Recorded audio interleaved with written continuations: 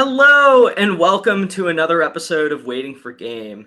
I'm going to be your temporary host for this episode, Edwin Budding, and we got a crew of green foxes surrounding me today. So, Oh, yeah. I'm yeah, I'm really excited to be talking about what's coming up this weekend. We got Ludwig's event, LACS 5. We got a stacked last chance qualifier. We're in the thick of the summer. We got so many big events coming up. We're going to start with this one. But the first person I want to introduce to tonight's show is someone whose perspective of Melee I always want to hear, no matter what time it is, no matter what set's going on. I want to hear his thoughts. He's commentated a lot of sets that I've seen before.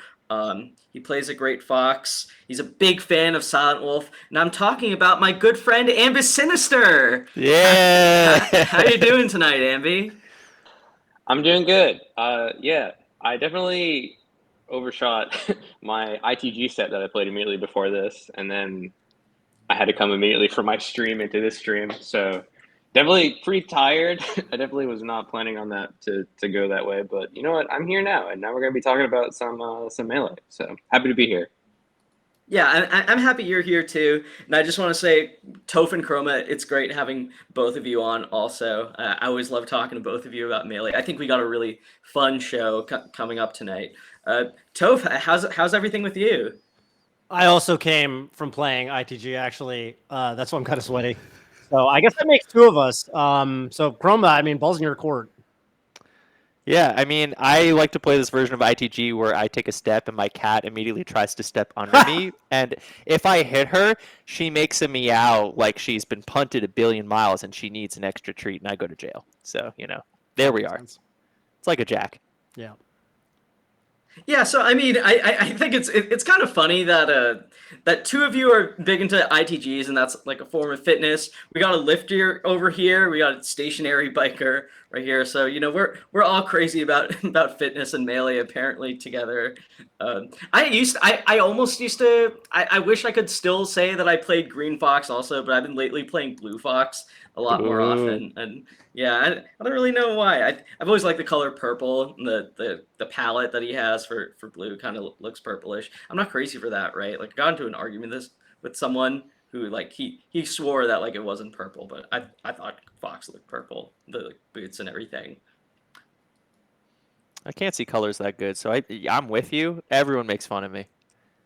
Yeah, fair enough. So I guess like one thing I want to like ask you guys before we jump into everything else is well, let me start with the story. Okay, there's an episode of side fights last year. It was in like October, and on it was Zamu, and one of the topics that came up was, would you rather win the big house or would you rather win LACS, and which event was genuinely more prestigious? And I just want to say that like I thought the fact that this topic came up was insane. Like LA or that the Ludwig Smash Invitational. Within like its first iteration, Zamu was on board saying that the Ludwig Smash Invitational was the most important event of the year, that he would rather win it and rather attend it than go to the big house at any point. And keep in mind, we're comparing literally one event to like one of the premier majors of the year, right? Like this is something that's happened 10 times. It's going to happen an 11th time this year. It has prestige, it has history in the scene, and already we have a top player saying that he'd rather go to the Ludwig event than win it. So one thing I kind of want to ask you guys, and anyone can start off talking about this in any order or whatever, is where does like does by virtue of being associated with Mogul, does this event just immediately jump up into super major category? Is it the most prestigious event to win? I don't really know. I wrote about this in my column and a redditor got mad at me. So I don't know whether as they get mad at me for many things, and I don't know what to think. Am I crazy? Am I crazy for thinking it's good but not the big house or Genesis? I don't know. I think that Summit grew into I would say a tournament series that became incredibly prestigious to win, right? It didn't really necessarily start that way. I've kind of talked about this a couple times, but like in the early summits, there was this kind of like the original pitch. And when they told me about the first summit, I honestly I envisioned something completely different than what it ended up being, right? Because they were kind of like, we're gonna get a bunch of gamers for like 5 days. It's gonna be way longer than every return. We're gonna put them in a house, and there's gonna be like, there's gonna be shenanigans. We're gonna get top players on the couch. And I was envisioning like a reality show where the tournament is like secondary, and I think a lot of the other players were as well. And of course, it became, over the years, I think, maybe to fill a void or something. It kind of became a tournament that was like, this is the tournament to win, especially like during COVID with 7-Eleven, et cetera, and with the growing prize pool. And I think that we may look back on this tournament and be like, man, it really fucking mattered, depending on what Ludwig and the team want to do with it. So I feel like this question, honestly, like truly gets answered in a couple of years. So your vote is going towards it's too early to say for now. And it might, yeah, it's too early to say for now. It might end up, you know what I mean? We still talk about how Armada was the only player to four-peat or to win 4 summits at all. And that's something that we now, I mean, it's like, that was some shit. But I think Mango talks about this a lot. Maybe, and maybe he has some personal, skin in the game because he didn't win a summit for a long time. And so he kind of would subconsciously downplay it. Whatever. You can say whatever you want. Point is, yeah, I think it might end up mattering a lot. We might be talking about this, for years to come, depending on how the series grows, depending on what the Mogul team ends up doing with it. Yeah, Chroma, what do you think about this? You think that any Mogul event, whether it's the Ludwig Smash Invitational, LACS, I really like the Summit comparison, for instance, as something that eventually grew to have that status in the scene. And that was doubted at first before it became, something as prestigious as anything else. Chroma, where do you fall on this question?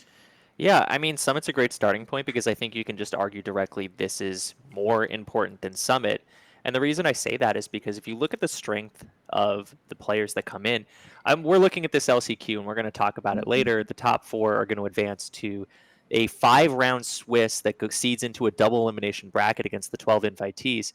There is not a weak, there's no meme pick. There's no weak player. There's really nowhere to argue that this isn't going to be an absolutely abysmally hard tournament. I mean, I'm looking for the people who are seeded to get 33rd, or I'm sorry, 25th. And these are your people that, could contend for top 100. Probably a lot of them will. Your 17ths are people who can start contending for top 70. It's unbelievably deep, that. And then to make it through the actual bracket and win the whole thing, you have to go against basically every active, strong player in the game. It's hard to deny. As far as the spectacle of it, Summit, of course, excellent production. You're never going to have something that is exactly like that. But the exposure that Ludwig brings is strikingly huge. I mean, it's fantastic. So you have you have a lot of sets being played, which really matters towards the end of the year. You have all the big hitters, which really matters towards the end of the year, and rankings and prestige. And you have kind of the spectacle of the presentation. All those together, they're very important. I will say, though, in my book, nothing really ever beats the big open super majors. And I think that's true as an event and as a competition. And as a competition, there's just something different to having that many people come and they all manage to show up and they're a little bit more incentivized to hang around. Here, if you don't make it past Friday, you're in Vegas and it's pretty expensive. That can be pretty tough. And maybe you don't really have that much exposure play time, though I've heard last time it was pretty good. And then as far as an event, what Mogul Moves and Aiden and the team does, I mean, these are incredible achievements. I mean, they have yet to miss, right? But I still think, like a 3-day huge super major, that's what I would need. And I think that might never change. Well, let's drill down on this, right? Because not every major is equal. The scale of something like Get On My Level or Super Smash Con is certainly different than Genesis or the Big House, right? So are we talking any event, if it's a 3-day super major, is more, it tests an important enough set of skills that it gets more prestige than Mogul? I mean, we're talking about something, like you said, that has a big cultural place in the scene, but it also has a lot of money, which draws top talent. So if you were to place it sort of in this sphere of all these different events, is it immediately below the other majors, or do you think it's above some of them? I think it's literally only below Genesis and Big House. And, maybe something like Evo if that ever happens again, right? Like something with Shine, I think this goes above Shine. I love Shine, but I think it goes above Shine. I think it goes above Gommel. I think it goes above BOBC. I think it literally goes above everything else but the big one. I'm going to draw a comparison to other fighting games. I think that for a long time, Capcom Cup was... Let me flip it. I think for a long time, Evo was the thing to win in the fighting game, like for Street Fighter, for example, let's say. And I still think it is probably the thing that gets talked about the most. But I would say that Capcom Cup has been elevated to that level. And to be perfectly honest with you, I think something that got Capcom Cup to that level is the prize money. And I think that there's one way that Ludwig can make LACS as a series a bigger deal to win than everything else, and it's by having a fucking $1 million prize pool. I think if there's $1 million prize pool, you don't care about there being a 3-day. You know what I'm saying? Like, but we're not there yet. Again, that's why I'm saying, this we'll find out. Yeah, that's don't know if a very good point. I don't know if that's hot take. Yeah, once that $1 million prize pool is there, it'll be surprisingly easy how quickly history and prestige go out the window for anything else. I think it's funny because I want to let Ambi in, but really quickly, I think there's almost no incentive for Lud to do it because he has basically almost everything else he has. All the top players are coming, everybody watches. And does he really want to be like the biggest tournament of the year and burn another $1 million? Yeah, I think he does, actually. That's true. I think he'll do it. Well, I think the crazy thing is like to buy everyone's loyalty. It wouldn't take $1 million. We've talked about it on the show so many times. Melee players are cheap, but if you get us enough things, yeah, we'll shill your brand. We'll buy it. We love the attention. We love the spotlight. We're desperate for pennies right now. You look at esports at the moment. We don't have any leverage to work with. Juan could shoot like 5 people a week, and he still gave us Coinbox, and that's pretty cheap. Ambi, go ahead. I don't mean to.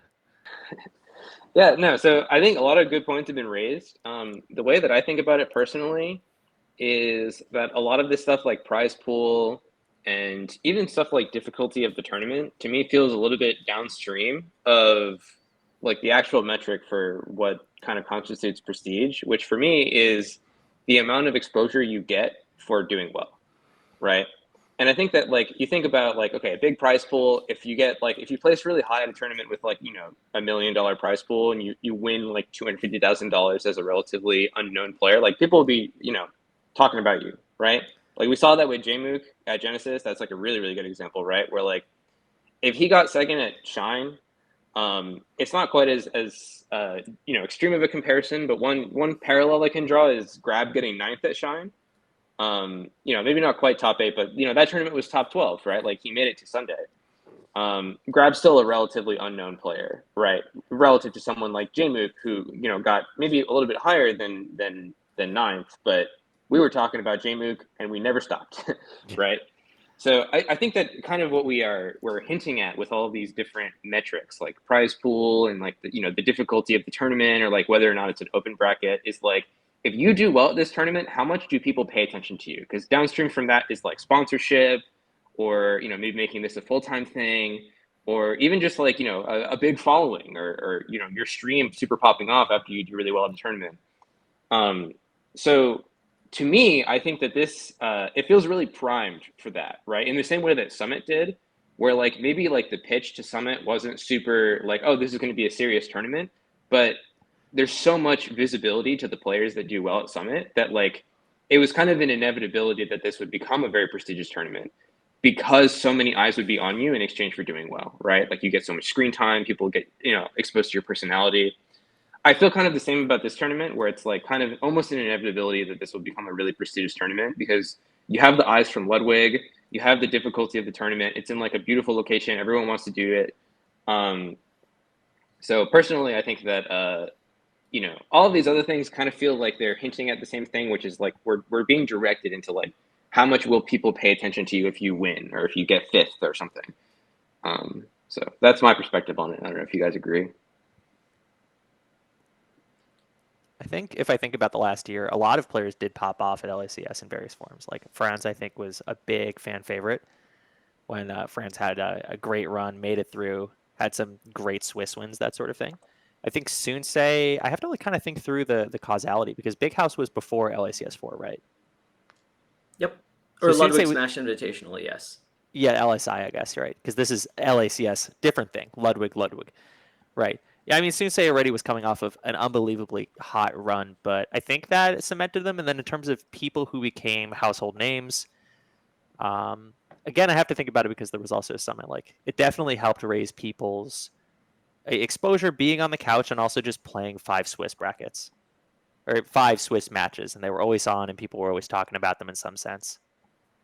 Yeah, so this is something I actually think is pretty interesting about an event like this and about an event like LSI, right? We talk about so many of the differences between events, and I think one of the really large ones is the skills tested and the inherent within the bracket structure, right? You get an open super major, there's a bunch of different super major schedules across 3 days, but more or less it's going to be a marathon, right? You have to have good endurance, you have to be ready for the final day of matches, face your toughest opponents or whatever and break through. And in an environment like Summit, we saw you have to do at least good enough in group stages to get a semi-favorable final bracket where hopefully you're in winners usually, and the winner usually wins the tournament from there. With an event like this, I feel like it exists closer to the Summit spectrum in terms of the skills tested and the actual structure of the matches and what you need to do to proceed in bracket. But I also think it's different in a few ways. Ambi, you're someone who you love talking about obtaining skills. You love talking about learning them. I think you have a very good articulation on how people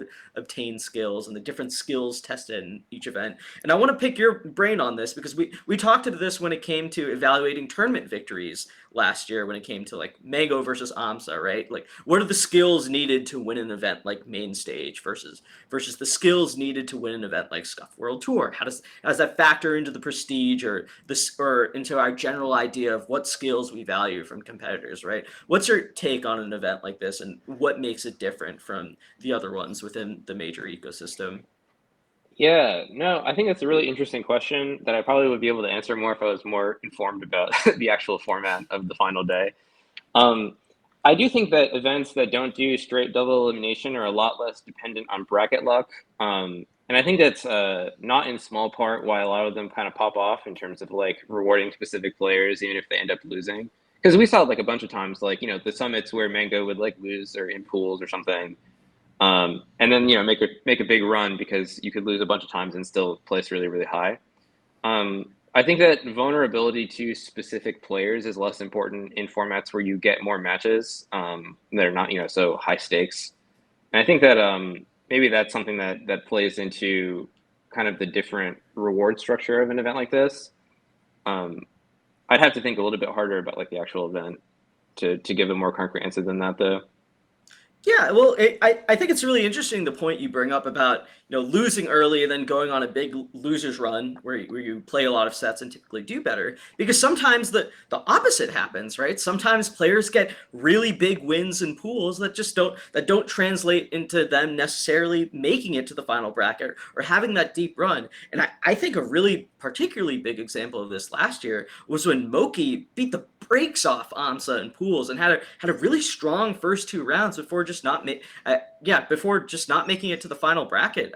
I think at the LSI, which is really brutal. And I think another really interesting variant of this was Mango getting wins on Zain and Cody at the same event that he got eliminated by Slug at, right? So I think that it ends up, I think it can end up in scenarios where players' performances may genuinely be amazing for their ranking, but it may not translate into the actual placement of a bracket, which I think is pretty funny, right? Like, I think, I mean, these are great examples. Pipsqueak, another example, right? Pip beating of course, Mango and somebody else. Good. Did he beat Juan? He beat Touchdown Juan? that was at the next summit. That was at the next set, right? Okay. I remember Pip going in like possibly like 3-0ing and just making it straight through. I think it's funny because like as a top seed, what you need to do is just make it into winners. I think that's really important. From there, maybe the bracket does break your way. Maybe people do well, and like all of a sudden you've got 2 people that you can maybe beat, and all of a sudden you have a chance of getting into quarters or semis or finals with a lot less difficulty than you thought. Or you end up as the first seed, and then all of a sudden you're playing Zain for some reason, right? The I Summit think it's funny Classic. because, yeah, oh god, yeah, oh absolutely. But it's funny because like as a top player, I always felt that part of it mattered and part of it really didn't. You'd see Mango go on these huge runs in pools, and then it just doesn't matter because like Mango plays Plep round one, and it's just kind of rough. Or like Cody plays Mango round one, and that's just like how it is. I think there's a very interesting sense of brackets and results luck that conflate in a very interesting way. And it's something that seems to reward Hungrybox sometimes just by nature of who makes it through. I don't think there's a good reason. I think it just keeps happening. It's like there's no reason that it should benefit Hungrybox, but like if Axe makes it or if Jmook makes it, and like Hungrybox is just 1,000,000,000 on these players, that matters a lot. I think a huge strength of Mango at the end of last year was just beating Cody every single time. Yep. More than almost anything. Out of the players that like maybe you put in that like top 10 to top 25 range, yeah, strength of just your overall bracket and your overall like matchup spread is super, super important. You saw a lot of players got tested in a lot of interesting scenarios at LSI in a way that doesn't necessarily happen at Summit in the same way. I mean, you have the Gauntlet, you have a couple other things. It's kind of funky, the 5-round Swiss. It's really neat. I actually have to think about how that works with 16. Was it 16 last time? For Summit or for LSI? For LSI, I seem to remember that there were like... LSI, there were quite a few. There was like 20 plus. You like went to 32 down to 16 or something like that, right? So how does this work? They have 16 people they're going to put through 5 rounds of Swiss, and then what? Yeah, I'm not sure. Toph, just really quickly, and then we can start talking about the LCQ. I got confused in the middle of that. You've seen a lot of these matches, right? Like you've seen from group stages to final bracket to winners, losers, whatever. What's the general vibe like for when you're watching a groups match set in the moment? You know, is this something that everyone's going 100% on, or is there information being withheld from later in the bracket? Is it full go time, or are players conserving their energy for later in the event? Tell me what's the approach like from what you know? Like at I mean, I guess the best example of this would be like the kind of like Summit, right? The kind of people are definitely trying their heart out in pools. Like it definitely is not a case of people like consciously like people when they lose in pools they get upset when they worry about how they're doing the bracket and stuff, right? Like I think that there has been this effect that for some reason. By the way, it's really weird as a commentator. Okay, it's really weird as a commentator. I'll talk about that in a second. But there has been this effect where, especially at summits, people who perform exceedingly well in pools and in for example, Summit had the gauntlet phase, etc. Sometimes just kind of peter out and get 9th in bracket, or vice versa. And I don't really think it's necessarily a case of matchups per se. I think it's this invisible. Honestly, I think the thing that it's the most similar to is the whole concept of like pop-off energy. You know how like Cody wins winter semis against Zain or something, and then he holds the pop-off in because he's like, got to keep going. If I let it out, the tension's out. I think that's it's invisible and it's hard to talk about because it's not very tangible. But for some reason, the people who win tournaments or place high, and I specifically say place high, which is a thing that as ballotters, for example, people do ballots for rankings, we generally sort of don't care about as much as literally who you beat. But for whatever reason, the people who are really good at placing high at tournaments, people like Hungrybox, for example, they, for some reason, they just clutch it up on Sunday. And that is a skill. It's a weird skill. It's something that you don't even start thinking about until you're top single-digit number in the world, and it's weird to talk about as a commentator because when you're commentating, some AMSA destroys some. I mean, there's AMSA at that one summit got 12 or whichever one where he just destroyed everybody until Sunday and then got 9th. Yeah. And that was the best example, and it got to the point with these summits where you would be commentating just a brutal victory in pools, and you'd be like, man, I think it's not gonna matter for a weird reason. But the players don't even realize it yet. It's not like the guy who won is thinking, well, it was just pools, they're proud of themselves and they know that they've solidified a better spot for themselves in bracket or whatever. The guy who lost is salty. The guy who lost, no one knows why it happens. But as a commentator, you're kind of like, what? Like, this might not matter that much, and I don't really know why. So it's very strange. That's my 2 cents on that. So yeah, but I do want to reiterate. I think it only matters for like the people trying to win. Like for the people in the LCQ, the people trying to make it through Swiss, like every set matters so unbelievably much because, yeah, I mean, Pipsqueak, great example, right? Pipsqueak beating Mango, even if Pipsqueak didn't get some astounding placing at LSI, that was still a career highlight. Like you're taking that all the way, to the bank, right? So you're gonna do what you can on Friday or Saturday, regardless. Yeah. Yeah, I think it's really interesting, right? Because I think that so many of our tournaments that we play as melee players are double elimination, Right. and double elimination punishes losing so hard that I think that like Yeah. every top melee player just like they just have it in their brain like I have to defeat the opponent in front of me, Yeah. right? Like that is the only thing. And it's weird with these formats where it's like you put two people together and you're like, all right, you guys have to play, and it's like, all right, I have to defeat the opponent in front of me, and it's like, okay, well, you lose this, and you're like, you're in the emotional headspace of like, I'm in losers now. I have to play twice as many matches in order to win the tournament. This is awful. Everything sucks. I'm angry. But it's like, no, like actually, you might be fine. It's just like a whole different vibe to the actual tournament structure. But I just think that melee players don't have that. They don't. I think I remember there was one tournament I vaguely remember Hugs losing to Toussaint, I think it was, and then getting like a way better bracket as a result of losing. And like I remember thinking like, there's no way he threw, right? There's no way. There's no way. And he lost, and it was not very competitive. I remember thinking like this feels like it should have been closer, but it was really not closer. Like Toussaint destroyed Hugs. And I was like, there's no way. Hugs does really hate the Jigglypuff matchup. Yeah. So Um, maybe but- Hugs are just upset, right? But I was like, yeah, definitely been there. There is an element. Hugs is the kind of guy I mean, Hugs is a smart dude. Hugs is the kind of guy. It's not throwing, but God, there was some tournament. I've kind of done this. Not throwing, but you look at your bracket and you're like, huh, it doesn't matter. winning that sounds much so if I lose bad because- here. Yeah. If I think of the example, I'll tell you. But This actually happened to me at a locals a bunch where like SKSK farmed the shit out of me. Like out of people that were like performing at my level, I was like 0-15 at some point versus SKSK in particular. And I just didn't want any more of it at some point. And I just started looking at my brackets and like I'd lose and I'm like, all right, well I'm not near Sammy. Like I'm on the other side of the bracket. It'd go way better for me and my life would be fantastic. Because it's like you win and you play like the #1 seed. And then like, oh great, now I'm in the SKSK zone because he's like lost to a Marth because he didn't care. And he's trying to hunt me down on purpose. it was Falco, right? Falco, yeah.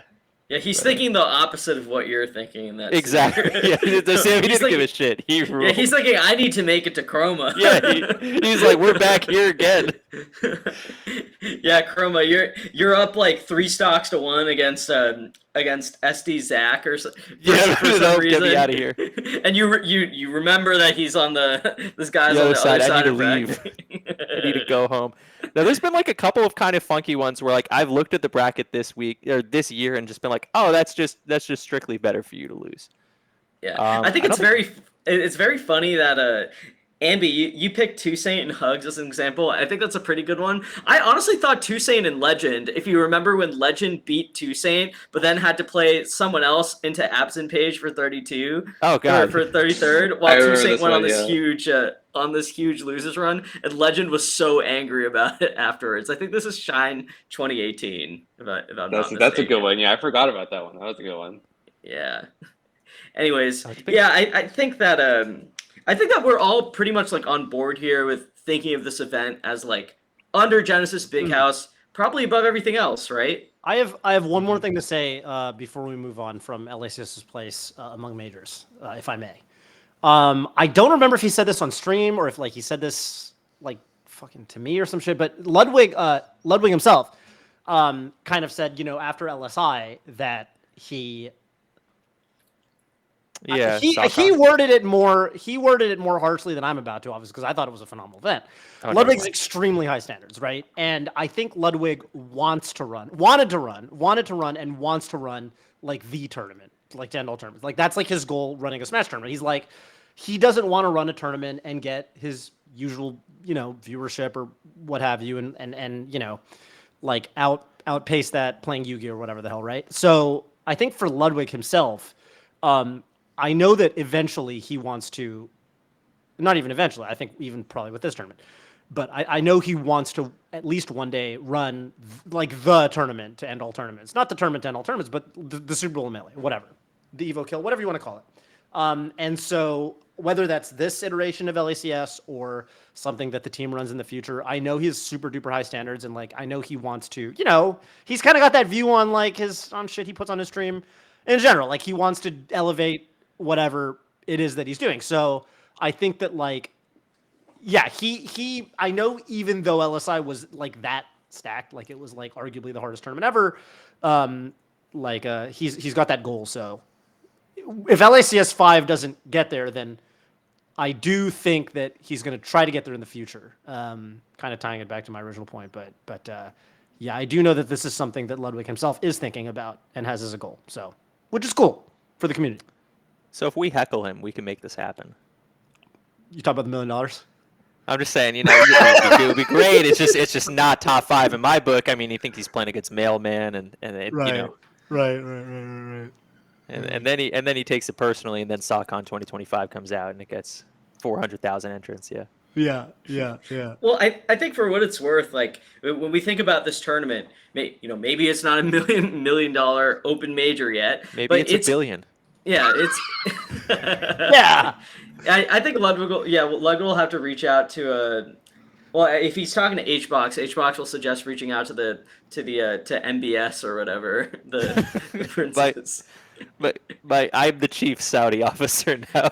Yeah, well, who knows what that guy's going to be doing moving forward. But like when you think of this event, it's basically like the LCQ is like a regional, right? It's a regional featuring several top 25 players, a bunch of top 50 players, people that could be contending for top 50 or top 100 by the end of the year. They do have a bunch of regional stars, right? So I think there's so much to go into just when it comes to the final bracket. But the first half, right before the group stage, is basically like if you look at the bracket and the level of talent that's there, it's basically like a smaller version of Pat's House 3. I think there's so many good people coming from the West Coast here. There's so many people all across the world as well.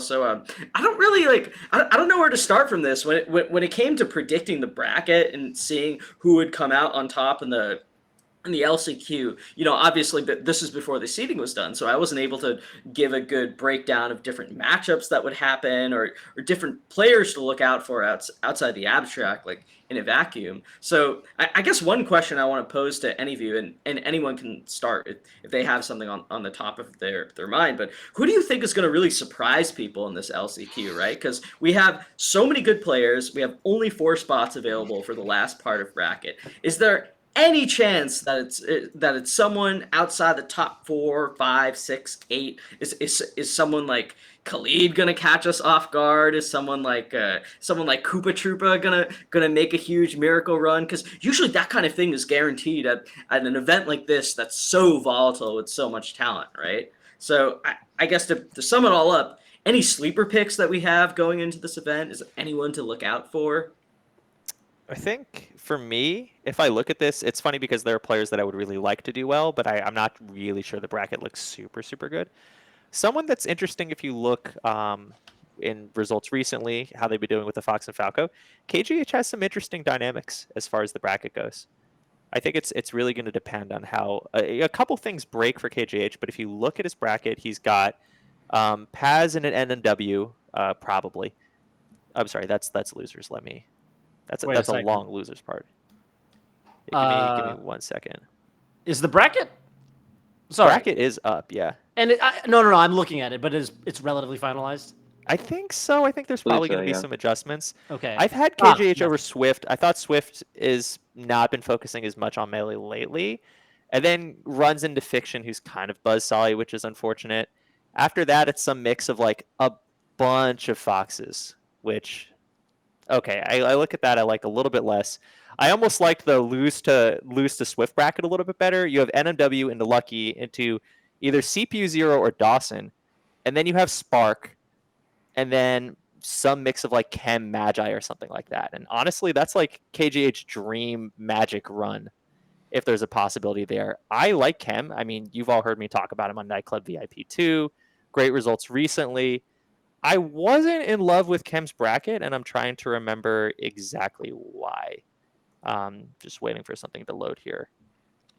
And then, like, if anyone can get through John Coe, that's one thing. Yeah, it's just fiction. Like, Kem has to play Null, which I think should be a really interesting match and kind of fun. And then has to play fiction. And I just rate fiction really, really highly. I think fiction has a really good bracket. I think Kadoran has a really good bracket. And I think I'd be really surprised to see either of them going down early. You know, there's someone in this bracket who I want to talk about because he caught me off guard with his presence. And that person is Malachi. So Malachi, for those who are not familiar with him, is an MDVA Peach, someone who made the top 100 in 2019 in a very casual way, beating Ginger, beating Absent Page, beating Army, and all of them somehow just taken for granted and ending up with a pretty good spot. Malachi ended up being like semi-inactive or kind of on and off in terms of what events he'd go to over the next few years. And I think this bracket he has is... I'm not going to say he's favored against some of these opponents or any of them, but I think if you're Malachi, I think this is what you want, right? You want to get by Alex 19. You want to draw someone like Lucky or Forox, depending on how that turns out. You want to draw, like, out of the relative top seeds that you could have. I think Sunsei is very difficult, but I think we've seen Malachi blend species before. He's quite good in that matchup. And then if he wins that, Malachi will have either CPU 0 or Magi. So then we could easily have some. Well, I shouldn't say easily, but we could have something like a Malachi appearance in winter semis or in top 6 at this LCQ. So if we're talking about sleeper picks, maybe this is something that's fairly unconventional as a sleeper pick. But I think a former top 100 player that's been pretty good in MDVA, going back and forth with some of the region's most active players, beating people like Dawson this year. I think Malachi is a pretty sleeper pick to do well here. I think he's going to catch a lot of people off guard. I do want to zero in a little bit on someone that you name dropped in there, who I think has it's a very evil thing to suggest, a very evil pick because they're so volatile as a player in general. But CPU 0 definitely has a bracket that caught me. No, I got to cut you off right now. CPU 0 loses round 1. Yeah. How are you going to do that to him? Not much of a fight there, the king melee stats. CPU 0 loses to melee stats Danny every day. I think that might be that might be his hardest match. Sorry, who is Danny? Yeah, no, that's right. That is the hardest match. Wait, Danny's not going? Danger's telling me in chat. Okay, I take it all back. You're totally right. Oh yeah, he can't go Friday. I forgot because he has a full sweeps this tournament. Okay, no contest. This is the easiest bracket I've ever seen. Now. Yeah, no, CPU 0 has he has a nut into who's he have? Where's my bracket? I lost my place. It's not Magi. Yeah, not into Magi. If he beats, that's scary for Magi. And I think Sunsei probably pretty hard. Still doable, but pretty hard. But the loser's bracket, if he loses to Sunsei, is very favorable. Because that would be probably Mech. Which is recently beat Mech. Yeah, a lot of drill rest.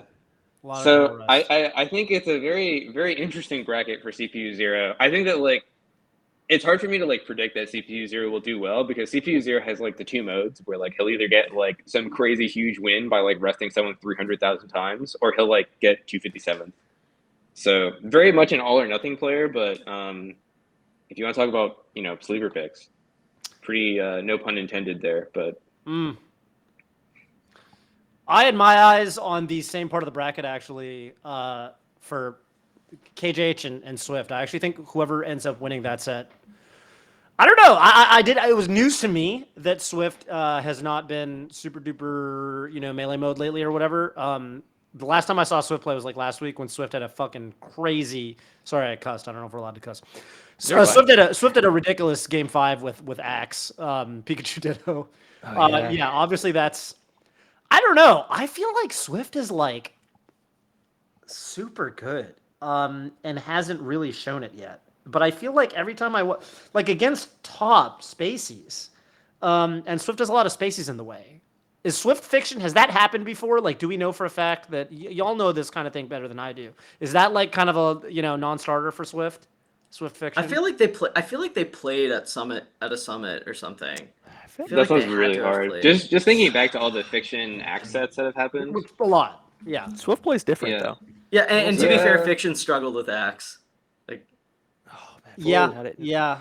Nightclub VIP was rough for Swift. I will say Swift was probably not at full fighting capacity, but that was, I think, a 17th losing to Kata and Bean from Long Island, which I Yeah. think was not Nightclub's what people. hard to say. Nightclub's hard. Yeah. Yeah, I think that part of the bracket. I think honestly, I don't know. I just feel like I see. Yeah, Fiction might be tough, but I think from then on, I don't know if Swift shows up and to play. I actually think he could do super well. yeah, I mean, this is someone same that. with KJH. I mean, Swift is someone who, during the pandemic, when his full focus was in melee and competition, like, in fact, forget the pandemic. There was a time in the first half of last year, he was the highest ranked Pikachu. It was Yeah. crazy. Yeah. Swift was he was straight up looking like a top 25 player, or like top yeah. 30 or whatever. Like, And let alone the wins, right? I feel like also just the way Swift loses. Like when you watch the sets that Swift loses, like, God, Super tragic loses. tragic losses where it's just like this person, PSDs or something. oh yeah, right, bad breaks where it's the kind of thing where it's like, man, that one interaction goes differently, and this is like a borderline top 15 play. Like it's crazy. Like his controller will explode or something. Some shit like that always Right. happens to Swift. Right. So Oh, yeah, that's true. I've seen that. I watched. Swift's like never to me. Like Swift never looks lost. So I think that's my pick. I think that's a good one. Out of people I think who are going to do maybe not so good, I think Mech's going to have a tough one. I'm looking at this bracket. Yeah? It's literally he has to play the winner of Free Palestine and Free Hops into Spark into S2J. I think Free winners. Palestine actually has a pretty good bracket. I Well, like yeah, Dude. I like Free Palestine to Mech into Spark. Yeah. Free Palestine going box or rectangle Fox for Sheik now. Apparently it's made a really big difference because after years of just like really struggling with Dreffen, I think Free Palestine's actually started to like take a good amount of sets in Columbus off him, and his Fox is quite good at that matchup. I know it's Spark, right? So Right. I'm not gonna act like Spark isn't favored, but I think for draws of the type of players that you could run into that deep in bracket, I actually really like Free Palestine's path there. Free Palestine. Sorry, Free Palestine goes Fox all box now. So no, just he does box Fox for Sheik, and I think he does it for some other matchups too. And he goes Marth and Sheik. He's a tri-main. Right, but does he play all? Sorry, the way you said he goes box Fox for Sheik made it sound like does he play with a GameCube controller? Marth? Yeah, Yeah, no, it's he does. controller Sheik, he controller does Marth. controller Sheik, controller Marth. Which is so insane. There's definitely not a lot of players that do that, but Why not definitely just very play funny box for a Fox? tri-main to have two I don't know.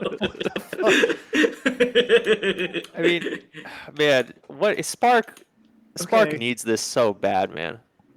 Spark I feel needs like to play Spark- some sets on stream at a Yeah, I major. feel like Spark has all his great brackets and results Yeah. just Never seen. inexplicably happening out of the public eye. Yeah, inexplicably. dude. Is it? Spark messages me roughly once a month to bring King the Cube back. First of all, Spark is not playing the same character. I'm just gonna say Spark is not playing the same character as Dreffen. Like beating Dreffen. If you tell me like, oh man, Yeah, I'm playing fair- sets on yeah, fair Dreffen. enough. It's a different beast. Yeah, fair Dude. enough. They're so different. Anyway, sorry. That is very true. It's quite. He's like the polar opposite. Like Dreffen is over here. Spark is like. Like you talk about heartbreaks. I've watched just terrible things happen to Spark so many times. I think it was Genesis. I watched Spark play Moki, and Moki's down like so far down, and I literally turned to Rachel, who I'm watching with, and I'm like, "Moki wins this," and Moki wins Really? this. This Was that Apex? I think that was the Apex. Oh, was it versus the, Apex? Yeah. is that Yeah. this year? It was this year or last year. It was like completely evil. I watched Spark barely lose to Aklo, and actually, lost quite a bit of money doing that after like some 13-hour flight in Pennsylvania and Philadelphia. Like Sparks had ridiculous controller problems for the last year. Was responsible for probably like 3 or 4 people being top 100. Rocket, Logos. Oh no. Dude, Picking Rocket up won the that Spark. tournament over him. That was crazy. Yeah. Yeah, that was. Yeah, Spark had it rough last year. I think the Z jump stuff just super Spark did not needs work out this. for him. Yeah. Well, that's punished by God's law at that point. Yeah. But Definitely flew too close to the sun. Mm-hmm. But it happens. Who do you have as the 4 going forward, Edwin? The 4. Yeah, the 4 making it out.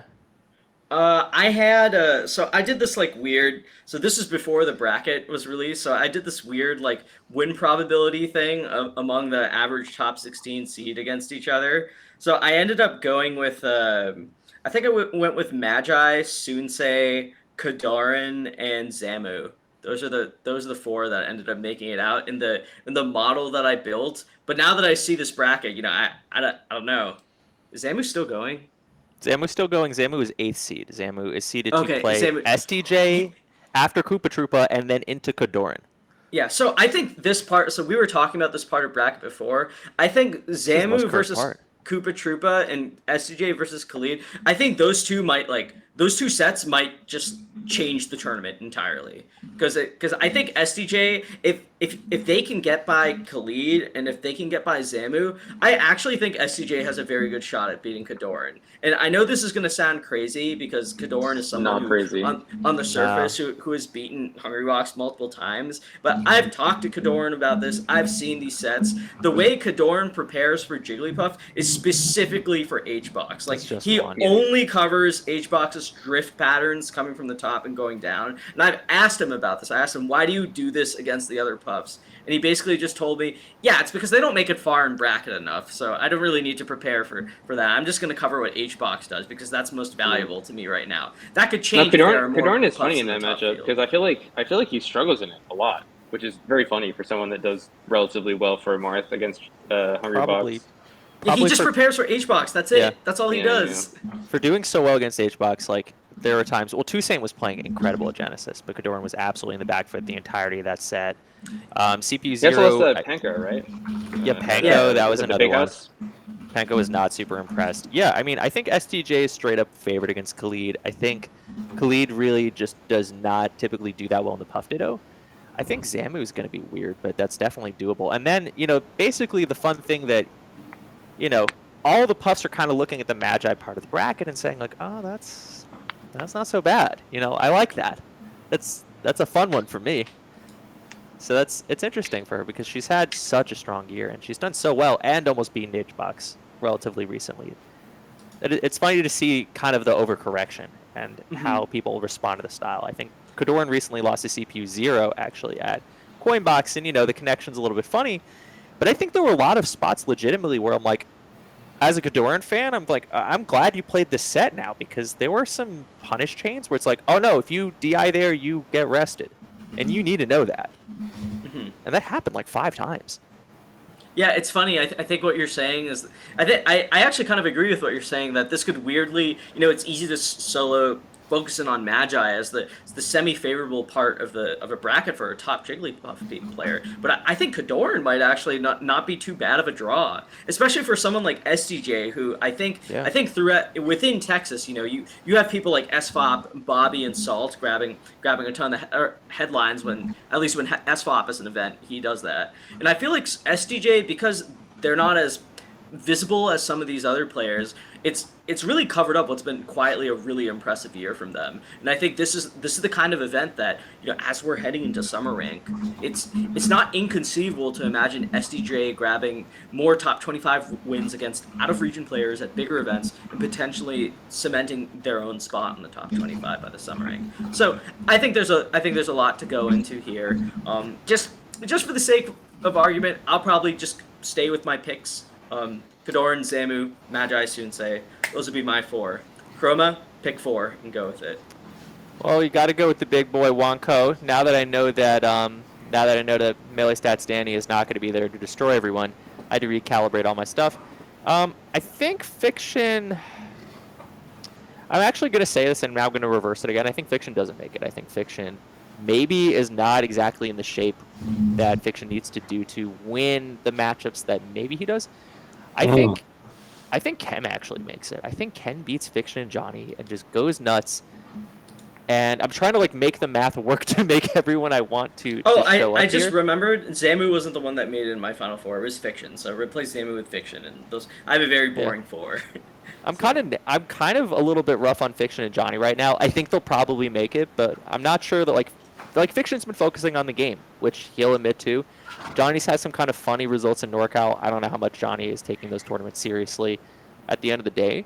But I actually think it comes down to, like, could Doran, Magi, Soonsay somehow, and, like, Kem.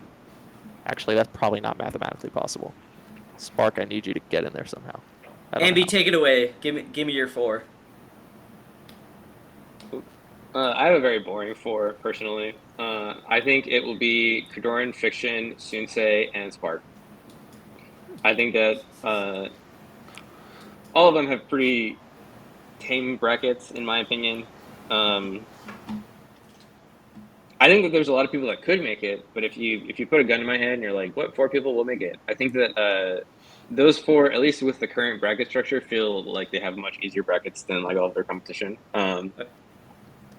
Which is like because they're good players, right? This is not like, oh well, they got lucky with the bracket. It's like, no, like it just looks like they can do it easier than other players that are in here. So Toph, you gotta that's my save us. 4. You gotta pick a Chad 4. We Gotta go just crazy on it. talked about Yeah. how volatile this bracket was, Sinister. and the three nerds of us were all like, oh yeah, we'll go with 4 of the top 6 seeds. All right, Toph, all right. help me out here. So I was actually combing over the bracket to see which bracket paths made sense. I'm gonna not do that then. I'm not gonna. Yeah. Okay, just for dude. Okay, look. Pure vibes. Feels. Geo is fucking Yes. cracked. There's a lot of foxes Love in it. that melee. Geo doesn't lose the fucking fox shit, okay? That's Geo practices with Mango 8 hours a day. Geo's making it in. Suitsei's cracked somehow. He's also making it in. I'll never doubt Johnny Kim. And I'm gonna go with dude. Who's my last pick? Fucking CPU 0, bro. Yeah, I don't know. Yeah. I think he's getting those rests. I'm going to CPU 0. That's my 4. I love it.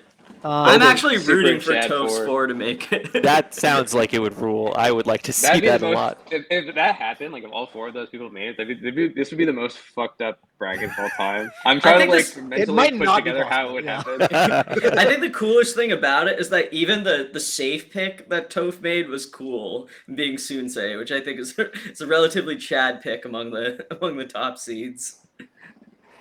I can never Alright. cheer against Sunsei. So Yeah, no, I think that I'm looking at the bracket. Sunsei has a fun bracket to make it through winners, right? Like he has fun and a good the winner. winner of CPU 0 Magi, which I guess for this would be CPU 0 because CPU 0 is making it, right? And then beating Kadoran. That put it in. Sunsei can do that, actually. Yeah, okay. Yeah, so yeah, I that's think the Sunsei thing, can do that. That's doable. Does that. But I'm trying to like put together where everyone else is, right? So like, let's see. CPU 0 would probably lose to Sunsei in this hypothetical world, and then be where Magi would be projected to be, which would be Yeah. Mech, right? Yeah. Not bad. Which is not bad. Yeah. Okay. Let's see. STJ has a pretty solid bracket. He would only have to beat. He could beat Fiction, yeah, and that would put him in. Dude, what if Koopa wins? I'm looking at this bracket now. Koopa The just losers- wins straight the up. losers- It's Khalid, Dude. Franz, Mech, Sunsei, Zamu, Johnny. That's okay. The Johnny part's hard. We need Can I, something. can, I Yeah, tell that's you, very can, I, difficult. can I tell you guys something? Anytime I see, maybe I'm wrong. You guys would have the data on this. Anytime I see Mech, first of all, anytime I see Mech play a matchup where I'm like, Ganon loses this 3-7, Mech sometimes wins. No, Mech wins. Anytime That's true. I see Mech play a That's true. matchup, It happens a lot. He do be doing that. Right. And anytime Mech plays a matchup where he doesn't lose 3-7, I'm like, bro. I don't Fuck, know. man. Yeah, I don't know, dude. Koopa does get 3 gallant every time he's on the ledge, which is really big. But like, dude, I have such a hard time calling Marth's over Mech. Like, No, yeah. It's horrifying. so happen. hard. I don't get it. I still don't have faith in that character, but I watch Mech and I'm like, Mech, I think a very hard character, a very hard Mech's player hard to call. that's Yeah. so hard to call. 'Cause I just feel It like has he to can be losers for explode Mech, though. to anyone. Doesn't But Mech do pretty good against Sheiks? Because Mech fucking does the chain Mech just grab. chain grab yeah, he sheets can do pretty the well. chain grab. Yeah. Which is Yeah, Mech's one of heinous. those weird Still players where bad matchup. it's like I would actually be just projecting matchups.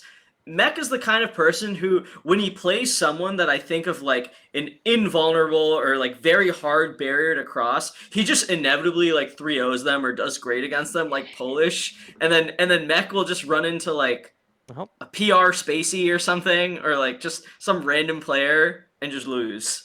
Like Ipengu on net play, I think might do better Yeah. than Polish in Yeah, real life. Ipengu on net play, I think might actually do better against Mech than our dear friend Polish. All right, last question here because I'm the host now. Where would Chef Rock place in this LCQ? Is this a Oh, practice, interesting. Chef Rock? Interesting. No, Chef Rock has only been practicing for 82 hours this week and not 87, Okay, okay. so okay. a little bit Rusty off. Chef. I think Rusty Chef. Asashi might be hard. I don't know. Sashi would be hard, yeah. Other than that, easy sweep, though, you're saying. I think Chef could do it. Chef could do it. He might need a bracket, but Chef I think looked he could make ridiculous it. against Mech. That But was obscene. Yeah, that's not even real. That's not even Yeah. real. Apparently, like there's some Netplay set that they played, right? Where like they ran into each other on unranked or something, and Chef won like literally 200 games in a row. We were talking about this in the Melee Stats Discord about like which players, like what is the best two players that could 100-0 another player, and I think we landed on Chef Rock like winning against Mac 100 times in a row. I think that was like the most competitive that was like likely to actually happen. Oh, don't forget about J-Mook Josh, man. Jimmy Joshua was an insane That's pick. such That's an an awful awful answer. pick. I that can't is believe. so disrespectful. That was so Danger I saw in that. chat. Yeah, that was a Danger L moment. Danger We- L we- for sure. Yeah, we don't talk about them. Plop Is there- Plov say yes. I mean, okay, 25 does is get not 100. 100-0, but 25-2 is in the same order of magnitude as 100-0. 25-2, pretty much. literally, I was not. 104, right? Or 100. When that Well, 25 no, it's sets. happened- It's sets. You got to win like a best of. Oh, if you have to right, win a okay, best of no. 5, you basically only have to like win 90% of the games, Yeah, dude. That's as long as they're not That's- correlated. I don't think Plup would win 25 sets in a row against Amsa. I do. I No. truly believe. It's, I It was refuse lost to the last believe one, that's right? true. Are they playing sets back to back? These are back to back. Okay. I think if Amsa is allowed to like go home and watch the VODs and come up with some new stuff, I think damn, if it's literally back to back, I don't know. No, if it's back to back, it's much harder for Amsa, I think. Much oh, yeah. It's hard for Amsa. Are you guys kidding me? Plup is gonna get No. like bored and run Harder, at him. Or harder. He doesn't. I've Oh, seen the net play. It's 4 or 5 hours of just heinous beatings. I've seen the net play. So I don't know. I don't think that would translate to a serious No, dude. offline environment. I think that if Amsa was like a Fox player or something, I'm totally with you. Club gets Oh, bored, yeah, he yeah, gets yeah. like Samus, right? But I think that he definitely hates Yoshi enough where like just fucking beating the shit out of Yoshi 100 sets in a row. He's just like, oh, he's so mad. Agreed. So I know Plup is not here at this event, but is this the kind of thing that we would want to see at a future Ludwig event or a major Plup versus Amsa, or do we not want to see this? First to 100 exhibition. I would love it. That sounds heinous. I can't do Amsa that to wins the Amsa. major, and Plup only shows up for the exhibition. I would see a Plup versus Amsa bench press competition, or all 3 lifts. All 3 lifts would be fire. Is Plump lifting? I don't know. He's gonna have to. Amsa, I see him in the gym every I day. think Club does calisthenics if I remember correctly. Ooh, Like, that can be a tricky. big- I think so. He's a big pull-up guy if I remember right. Oh, I never knew that. But Shit, he's I pulling the do know that flagpole out. Amsa has been lifting, so it might be interesting. While we're on the topic, I have always wanted there to be a major that actually does the Thug Finals thing. Like, Yeah. and there's there's been opportunities, like tourneys where Mango's there to commentate or something. You know what I'm saying? Why hasn't anyone actually done that yet? I told Dewan. Okay, you guys know the story about the Dewan versus Zain Ices thing. No. Yeah, because Dewan was shit talking to Zain Ices, and TLDR he was like, I would spank your fucking shitty ass Ices with my Sheik. So character lock Sheik into Ices, and because the whole point is the Ices is a Sheik counterpick, and I was telling Dewan, I was like, dude, if Zain wins the tournament, you got to run on stage and just fucking Thug Finals, and I will do my best to do the commentary as if it's a planned part of the broadcast. And you gotta fucking money match Zain on stage after he and Zain didn't win the tournament, unfortunate. But God, I can't believe there hasn't been a major yet that has done some form of thug fight. I think it's the sickest idea. And it's free real estate. You can be the first tournament anyway. Yeah, I gotta be honest. I didn't even think of that idea, but the way you put it just totally sold me. It would be super sick. Imagine Zayn popping off. He's like hugging his friends. Dewan comes on Dewan's stage. just like, you're not shit. You ain't shit. Yeah, exactly. You know, this actually reminds me of like this running gag that we had a while back when Armada and Hungrybox were winning all the tournaments during that like awful 2018-2019 period. Mhm. Where we came up with this plan where, like, you know how like players demand appearances fees sometimes. Like we were like, all right, well, we're gonna start like a Patreon where like there's a minimum threshold that needs to be met, and if the threshold is met, all of the money from the Patreon goes to Hungrybox in exchange for him not entering the next major, right? Oh.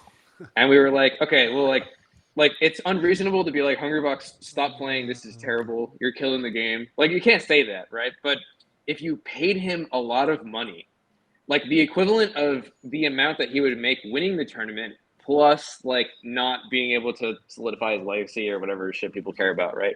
Like, oh yeah, we give him like $6,000 every tournament weekend, he won't go, right? What if we combine the ideas, right? Okay, so no Hungrybox. Hungrybox not allowed to enter the bracket, but he is allowed to go, and he does thug finals versus every single person. This would be so bad for Jmook, right? Jmook never wins a major. Every Jmook major he wins, he just got He's just fucking spoiled. sweating. He's playing Zayn. He's warming up the Fox, like, just in case. He's not going Fox, dude. It's over. He's committed. He's No, in as too soon as Zayn Joker moments him with the ices, and then Moki Joker moments him with the ices, that's what it will take. Oh my Moki's got the God. ices ready. I have seen Dude. some shit. Is that what You is gotta that see what you want to Jmook's see, Fox. Jake? You want to see Zayn? You want to see Don't Test Us against Jmook for a full I actually set? do. I actually think it'd be so fucked. Zayn's ices I are so don't- good, I not think that knowing it'd be basic things great. about ices. I think it'd be great if Zayn could not do it with ices, but Moki could do it with ices. Yes! Right? Like that's The the triangle. trick, right? Where like oh, Zayn is like, oh, I have to play ices to beat Jmook because it's like the Sheik counterpick, and Moki's like, I play this character in random ranks sometimes. Just absolutely fucking up Jmook, doing what Zayn could not. It'd be amazing. All right, That's so my I was gonna do a thing where I wanted to talk about, I expected you guys to talk about, oh, I want to see Cody versus this player, or I want to see Mango take on Cody, or blah, blah, blah. But it really seems like just the vibe of the show. I think Zayn's Ice Climbers is really the elephant in the room, right? Don't we all want to see it? Don't we? Yes. I do. Yeah, I want it. Yeah, so I kind of don't want to see it. I do want to know how it goes. I want to see Zayn's Right, ices I versus think there's- Magi. There is a nuance here where I don't really want to watch the set very much for any of Zayn's Ice Climber sets. I'm like, oh, That's this completely sounds reasonable. rough. That is completely. But Total I opposite do want way. it, like, yeah, look at the bracket. That'd be so great. However, counterpoint. I do think watching. Nothing against Zayn. Love watching him Marth Zayn. I do think watching Zayn's ices lose would be hysterical. After all this build-up. You're totally right. You're totally right. I think it has to be like Westfall's DK, where like for a while it was doing weirdly well against Sheik in ways that seemed to matter quite a bit, and you're like, this kind of makes sense. Sheik misses And it a runs face into in the- Mutaking. and in my brain, I'm like, this could work. And then, like, just immediately, Mutaking's just laughing. He's taking 17 damage. Swallows this on stock 4. Oh man, Yeah. Amazing set. Yeah, I don't know. I've seen some of Zayn. I've seen One of some the of those greatest Zayn moments in- Ices games. I think it's pretty good. It seems very practiced in the matchup. The VGBC just tweeted out him like chain grabbing porkers at his Xanadu as if it was a really exciting. I think his Ices is pretty good. Will it beat Jmook? I mean, it took like just. Let's try to think of precedent, right? Like the last player that swapped to another character, and also I guess there is one additional thing to add. PPMD. Yeah, I was thinking left and The Sheik, lthat right, one. but- No. but yeah. No. PPMD switches to Marth, beats Mutaking Sheik, and it's the end. Yeah, that was pretty great. That was like 10 years ago, which makes me feel old. What? Yeah, that was 10 years ago. Was that Xanadu? No, that was like 2 weeks ago. Yeah, I don't know. I think that Zane's Ices, it's Oh. it's hard for me to say that it would beat Jmook or Leffen right now, but I think it's also worth noting that he doesn't want to go Ices for a full set. He wants Ices specifically for his counter picks. He wants to do Ices on FD at the very least, or like at the bare minimum. I think he's gonna start with Marth. I don't think he'll start with Ices. Counterpoint. He actually caves Leffen in with the ices. It's not close at all. Oh, Wait. you think he launches? They I have think Leffen- played. They literally have played, right? Like when they were in London or whatever. Yeah, they did. How did it go then? Yeah, I was know. only watching the Kingu parts of that stream. So I think that they went. So Zayn started off. I mean, this is friendlies we're talking about, but Matters a Zayn lot. started off pretty well. Leffen adapted. I think they put pretty back and forth. I would say. That's not good. That's very bad. For who? That's terrible. and For forth. Leffen. I mean, Oh, Zayn has yeah, played I mean, ices like- for No for 11. Sorry, I mean, Sheik honestly- Ices does not get easier in tournament. That matchup gets way the fuck harder. No. Yeah, I'll honestly say, like I said, back and forth. I think it was like slight Zayn, like from what I remember. Yeah. I was watching Zayn play post Foresight fights once, and I think we were miscommunicating, but it's possible this is true, where Zayn did not know you could up the reverse F smash with Ices. And he's like, oh, that's cool. And like that's what we're talking about here. Like he's gonna destroy everybody. God, I'm so okay. You know what? I'm gonna actually go in a totally different direction here. We've been talking about wanting to see how the Ice Climbers plays into Zayn's chances versus Jmook and Leffen, but like I feel like we're missing something even more obvious here, which is I want to see Mango's Fox take on Zayn. This is a rivalry that's thought of so much as like the premier one in the game right now, and I don't think that's necessarily wrong. But I will say that, like, if you just watch the gameplay, if you look at the set count, if you see how the sets actually turn out, it's basically like a 180. Mango does much better with Fox than he does with Falco. Yeah. And Can he's I- training the Fox. The statistician, all three of you who would know much more about this than me. I have a. Jesus Christ! Can I ask you a question? Can I ask all of you a question? Yeah. Is it weird, dude? Mango, like, oh god, and obviously I'm a huge Mango fan, and I don't want to. And I know the Mango Nation loves the Mango Falco, and I know Mango loves his Falco, and he's got a lot of. Okay, look, here's what I'm about to ask: is it weird to say that Mango's like slumping and like, oh, he hasn't been doing that good at tournaments lately, and then you go and you watch, and it's like, oh, he's solo maining Falco, and then it's like, oh shit, Mango's Yeah. fucking winning tournaments again. Oh my god, he just You beat Fox is stumbled back. upon And he was going mostly Fox, and it's just like. Stats meme, dude. Yeah, Thing for Eric, like 10 regale fucking Toph. years. Bro, they hired Taffkins as a coach for a while, and I was hoping that Taffa would just. Tap would just be like, never play Falco again, my man. Dude, it's insane. Unless there's Fox on the screen. Is that weird? Is that weird to me that Dude, I'm just like, okay. no, just play Fox? You don't even. You can go Falco for Fox. It's No, fine. you Love really his put me Falco. on the spot to say this, dude. All right. Yeah, Ambi, you Yeah, gotta, Mango was down you gotta 2-0 release- against Swedish with Falco, and then he went Fox release, and I'll won. release the beast. I'll probably get doxxed for this. I have this running gag with the other Melee Stats people that Mango's Falco is Scorp 2.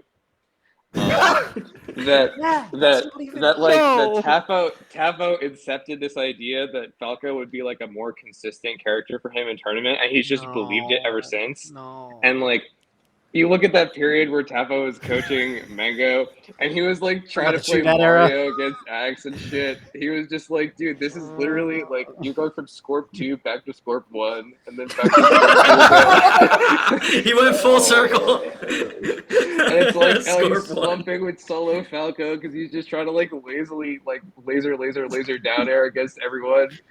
And then like the moment he switches back to Fox, it's just like, oh, Mango's back. Mango's back. People don't talk about it that way. People talk about it like No, Mango's been 'cause they love slumping. his Falco. They love I his knew they love Falco, his and they're like, oh, Falco. these are like the same skill level. He's just playing the same character with. And it's like, no, dude. Well, with Zayn, it's so obvious, right? Like, I mean, look, like we know the set counts and stuff, but like we've seen the sets too. Like Mango kills him. Mango doesn't have to worry about like edge guarding him as much. He kills him. He kills him at like 80%. He combos him. He wins neutral a bunch, and it looks a lot easier for him. I don't understand. Can someone please help me understand why he goes Falco against There's Zayn? nothing to understand. He likes 'Cause playing Falco. he which likes is a great playing reason. Falco. It's so It's a good sick. reason.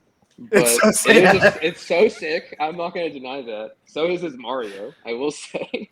I love his Marth the But- best. Is that weird? No, that's a Yeah. cool bar. That's a cool That's bar. a This cool is bar. sick. Marth Marquez, I am 100% behind Marth Yeah, Marquez. I gotta say though, like we've been talking about the Falco, but I think I just want to be clear that the Falco has its place. The Falco For destroys sure. Fox. No, like It destroys Well, it's Fox. not even he's close. not Yeah. doing what he does to Cody without the Falco. For sure. I'm Yeah, not yeah, saying yeah, don't yeah. play the Cody's Falco. Cody's not the best. Cody and Leffen are not the best foxes in the game of all time because they have to lose to Mango's Falco so often.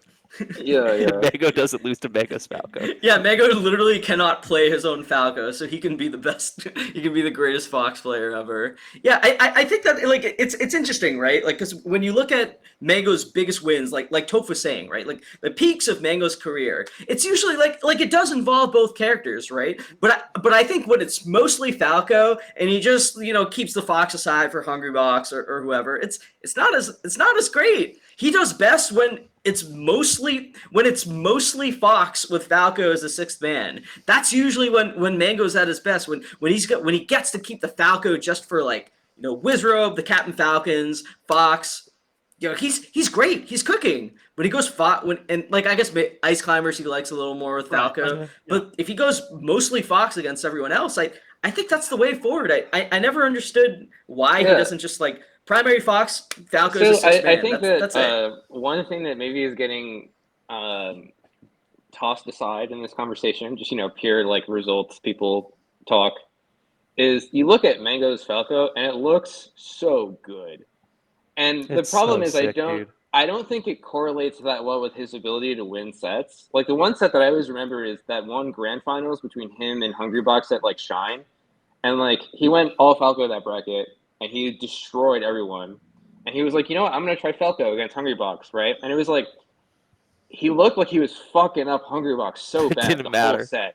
Yeah, it was a 3-1 that Hungry Box won. And it looked like Mango was fucking him up all 4 games.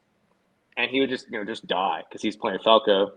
And everyone afterwards was like, all right, yeah, Hungry Box won, but Mango was the best player in the venue that day. You could tell from, and it's just dude, cut it out. This is the barrier. It just looks too good for him to think it's not that good. The moment that compared to his sticks out to squads, me dude. when I realized this was Alex 19, I believe, playing Army. And Alex 19 at one point shines in the middle of the stage and hard reads Army F's dash attacking into him and charges F smash out of the shine. And everyone's like, that is sick. And it was 23 damage and it did not matter and it just didn't change anything. Yeah, Mango taught me. Yeah, That's sick though. I'm still There's thinking no, for sure. I really appreciate that y'all brought up Amy, that you brought up kind of the gameplay element and how good the Falco looks. And I do think there's a factor where Mango does a lot of practice on stream with I'll tune into Mango stream and he'll be just fucking going even with Zain, with Falco or whatever. And I get it. I do get it. And I get why there's that kind of inclination to feel yeah, I can do this in tournament too. But I think there's man, yeah, it's this kind of multifaceted thing. I think for on the flip side, speaking of Mango Zain specifically, we talked about how Zain ices in the context of fighting Leffen. I think that can only look worse in tournament for the Sheik. I think it's the same way with Zain's Marth. I feel like Zain, how he does in friendlies versus Spaceys, and I think in particular versus Falco in friendlies, is never going to correlate to how he does in tournament.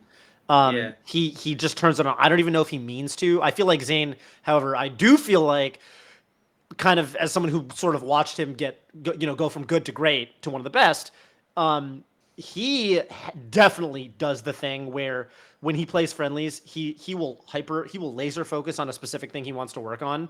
And I think people like that definitely give their opponents false impressions about how their tournament sets will go based on their friendlies. They'll be like, Zain's predictable because he keeps doing this thing and blah, blah, blah, blah, blah. And Zain doesn't do that shit in tournament. He's a lot less predictable. He is a lot more efficient. That's a great point. Yeah. So, and frankly, I think Falco is the kind of character where the way Falco needs to win games, the way Falco takes stocks is it's weird. It's weird to say because, at low level, mid level, whatever, net play Falco, blah, blah, blah, there's a lot of bullshit, whatever. At the top level, Falco is he's no bullshit, right? Falco you don't get cheesy stocks with Falco. You get them to 100 and then you do your kill move. And I think that if that's kind of what you're relying on, especially with the way Mango does his combos. Like Mango isn't. He doesn't. If you ask Mango to describe, hey, okay, well, what's your plan to do your combo to kill Zain? It's all in the moment, right? I think it's just functionally speaking, it's hard as a tournament character. It's really hard for Falco to be consistent the way Mango plays him, for better or for worse. Even when he's looking amazing, like you said. Jake, is there any matchup that you think we haven't talked about adequately among the top seeds or people that could potentially win the event? Yeah, I mean, so this is your next question, like how many people can win? I mean, yeah, we can go to we can cover both of them in this. I feel like one thing that we have not talked about very much is just Josh Mann versus Jmook. Which is crazy because we have talked about it a little bit. Yeah, I think that one is. Yeah, I mean, I think Triff Hungrybox is one that I am actually weirdly looking forward to after seeing just a ridiculous amount of like Triff solo battle streams. Did you see that clip? That not only was the clip crazy, but Triff's like cutting of that clip and the editing around that clip was insane. Where it was unreal.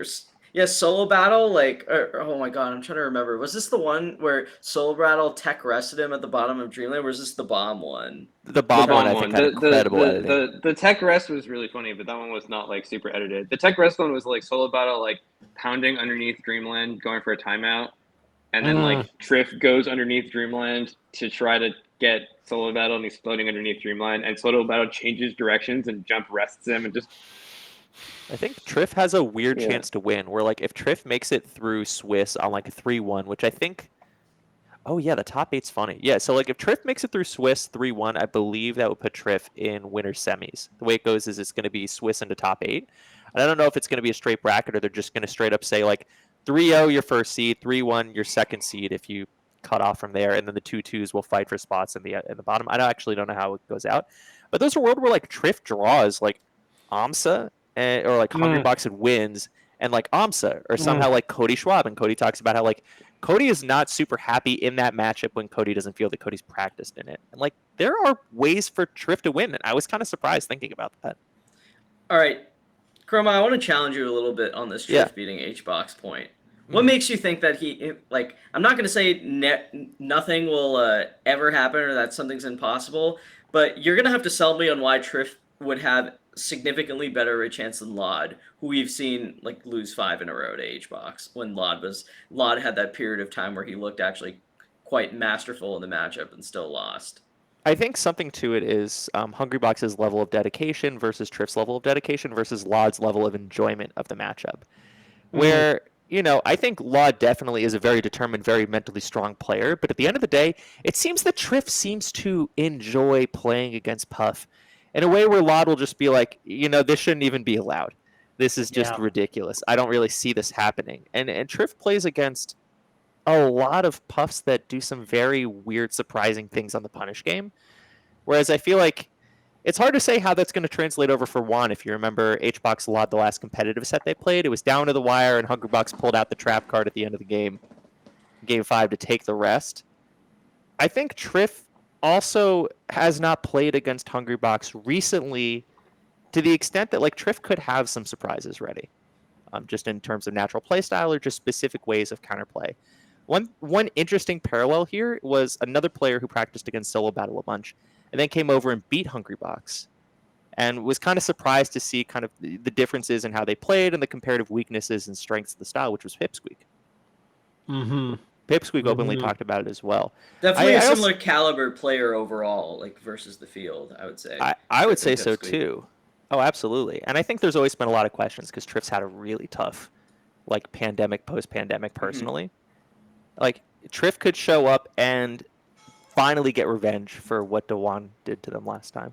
Well, let me put it this way then, because I see what you're saying about Triff being a rising player, being someone who seems to be practicing the hell out of his side of the matchup. But I want to put it on the opposite way as well. So even considering all of that, if you're Hungrybox and you go 3-1 or 3-0 in pools or whatever, other than Axe, is there anyone you would rather draw than Triff? Like maybe Jmook? Is that it? I think unironically, you want Jmook. You might even want Mango half the time, depending. But if Mango is made a 3U in winter semis, probably I don't think you're Hungrybox fine. wants Mango more than Triff in winners, quarters, or semis.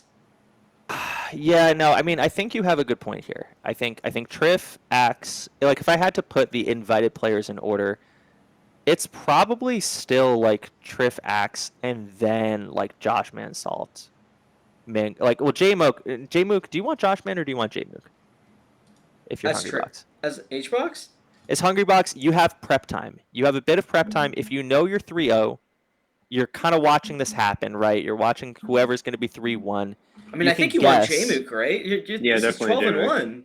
You I want think Jmook. I think you want Jmook because you have the prep time, and I don't know. It's I mean, I also we've think Jmook would make Hungrybox less angry.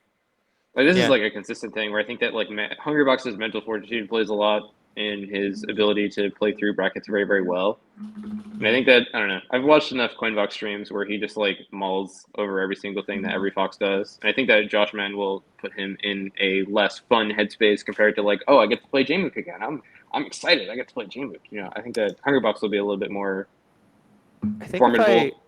I think if I can back up the wand train a bit. So we're assuming Triff's 3-1 out of pools, let's say, or out of Swiss. We'll play someone who's 3-0. Out of the people we think might go 3-0, it's interesting to see. Who do you see going 3-0 out of these pools? Like, is there a path for AMSA? Is there a path for AMSA Triff? Who I think is probably Triff's best draw out of the 3-0 likelies. Yeah, I would say so. Amsa is a very good draw for Triff. Do you guys As think a Dutch- Hungrybox goes 3-0 in the Swiss pools? I think that's the more confusing thing for me. Because in my That's head, what I'm he's saying. another 3-1. I don't see it really happening. Like, the only possible way is if there's some combination of like it's all going to be one pool together of players. So you can't really dodge people. You can't just get a lucky draw and be like, awesome, my pool is Jmook, I don't know, Leffen, and I don't know, Amsa's not great for you, but like you know what I'm saying. Like it's all going to be together. I think all 16 players. I don't know if there's a world where I think this is a bad Swiss for Yeah, this is hard to Hungrybox, 'cause- project. Because Moki, Mango, Leffen are kind of your 5 through 7, depending on how you see it with AMSA. Those are all hard for him. It's awful. Cody Even Schwab, Moki, Zain. even Moki, you know, this is someone who Moki's had beaten struggles. He in the past had struggles with HBox clutching out sets or just losing, but he seems to be turning that around. So it certainly seems to me like the head to head they've had over the 2 years is not quite indicative of what their next set is going to be, right? Yeah. I think Yeah, I think it's really tough, and I don't really like the LCQ qualifiers either for Hungrybox. Toph, I just want to stick on this topic for a moment because this is something we talk about basically like every goddamn major. Can Hungrybox win this event, right? This is the LACS 5 edition of this question. What's the path for Juan? Yeah, in fact, this is Dude. what I actually should have renamed the section. Can Hungrybox win? Yeah. Toph, tell me, can he win? And if he can, what does it look like? Dude, okay. First of all, I can you actually link the Oh yeah. pools in the group chat, because I just want to make sure I've kind of pieced together from what from the conversation kind of what the likely path looks like. We don't know exactly what the structure is going to be, but assuming all 16 players end up in the same Swiss pool, it's going to be the 12 invited players, which I'm trying to send you now. I'm just opening Discord, and then the 4 people who qualify from the LCQ. Yeah, well, think of it in terms of fours, right? So, like, let's assume for a moment that HBox has to make it in winners, right? He has to make it to winner side of top 12 or whatever. Those Yeah. are the 3. How does he of do top that? 8. Sorry to cut you off. How does he do that? He needs to like get top 2 in his. He has pool to be four? 3-0 or 3-1, I think, out of pools is the and way that that I see it. involves it's like Triff and who else is in there? Oh, here it is. So- Thank you so much. Yeah, there you go. Look at this. Look at this. I'm thing. guessing, by the way, we don't know the format yet. Oh, And I we're feel literally like we're couple okay. details. We kept talking about HBox Triff. I was like, well, there must be a published thing, and it must. Okay, No. Oh no, this I'm is just thinking like theoretical. got it. ways Triff wins. Triff or HBox?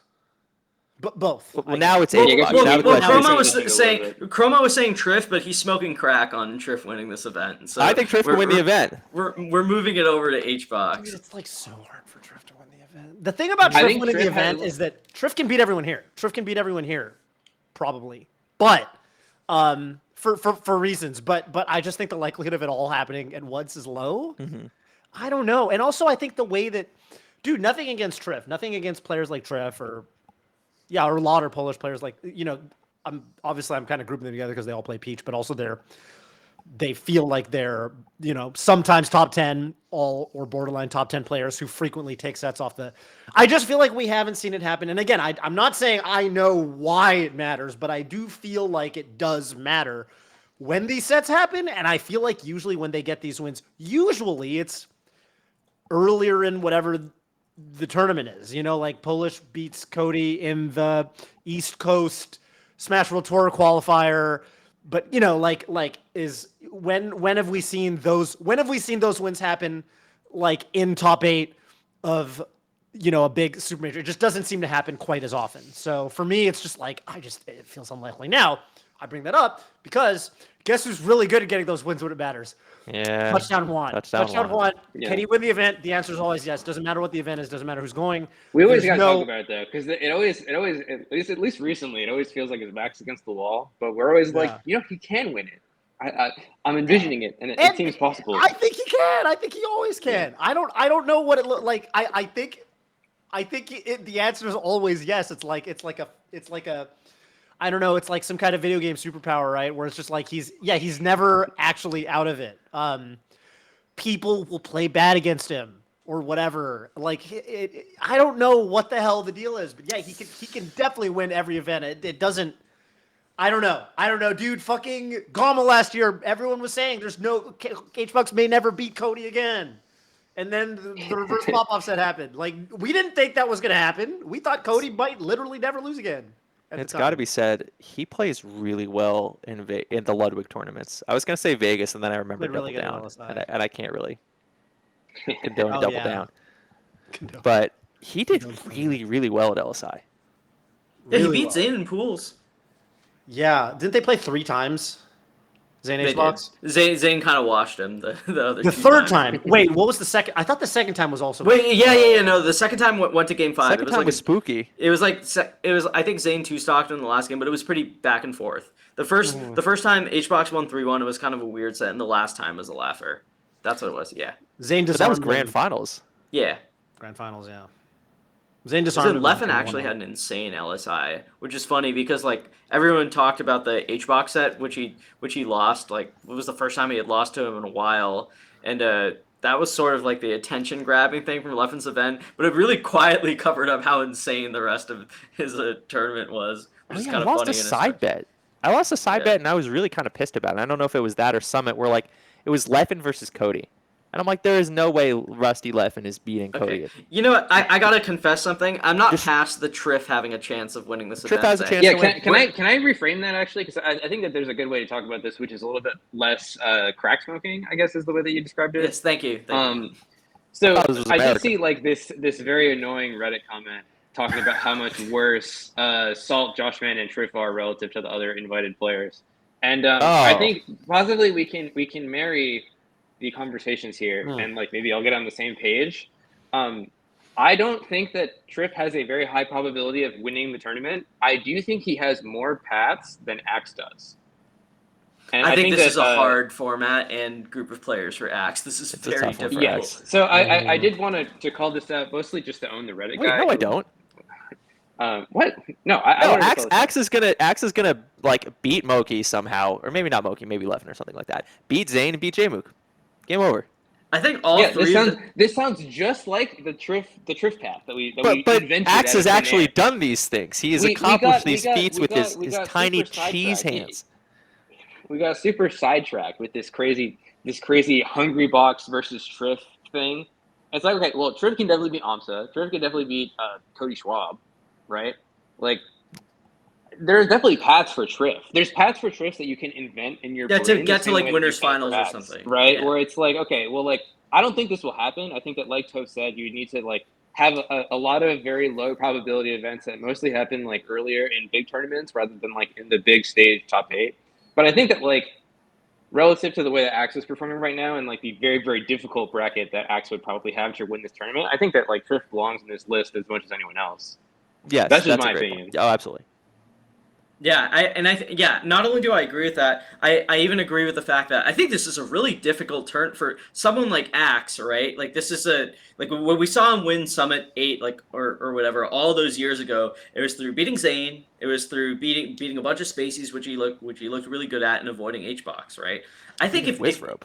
yeah, we beat Wizrobe also, yes, in grand finals. But if we're talking about like what Axe's best paths look like, usually you would think that would have to do with, access to get by his peers, right? People within that same group of play. But the problem is here, the peers are really difficult. We aren't even talking about the people in the like out of people in the LCQ, his best shot at a top seed from there, making it to the group stage is probably Shep, right? And Fiction is still like, that's not like Shep I know basically beat him last year. I know the head-to-head is very, in Axe's favor in recent memory, but if Fiction is your easiest opponent, that's not a even not an Kadoran easy is out. pretty hard for him now, right? Which Kadoran is doesn't. crazy. Like if you went back Kadoran's in the time greatest and told player me of all that time. like Kadoran would be hard for Axe, that just sounds like insanity. But that's just the way it is now. And then we talk about Salt, she's had Axe's number fairly lately. We've seen Joshman take a set before. He certainly is not a slouch in that matchup or someone to sleep You know on. who could win this tournament? Kadoran. I think by virtue of being in the LCQ, I'm going to put his chances pretty low to where I'm going to say no. I think it's surprisingly good looking as long as. Oh wait, no, he's got to make it through Swiss with a good bracket. That's gonna suck. He's gonna play like some mix of like Amsa, Jmook, Leffen. This is bad. Okay. Dude, I'm Jane might be the Leffen. worst combination. 3 people. Yeah, that is really. Cody's tough. gonna beat him so bad. Zane's gonna beat him so bad. Bro, low key, Mech. Sorry to bring it up. If they played, Kadoran's probably literally 3-0'd Mech, and I just didn't know about it. Sorry. I don't know. I think they did actually play at a coin box, and Kadoran beat him. To be fair, Okay. But I'm still scared. I'm still scared. It's Ganondorf. That's what I'm saying. I don't like that. Yeah.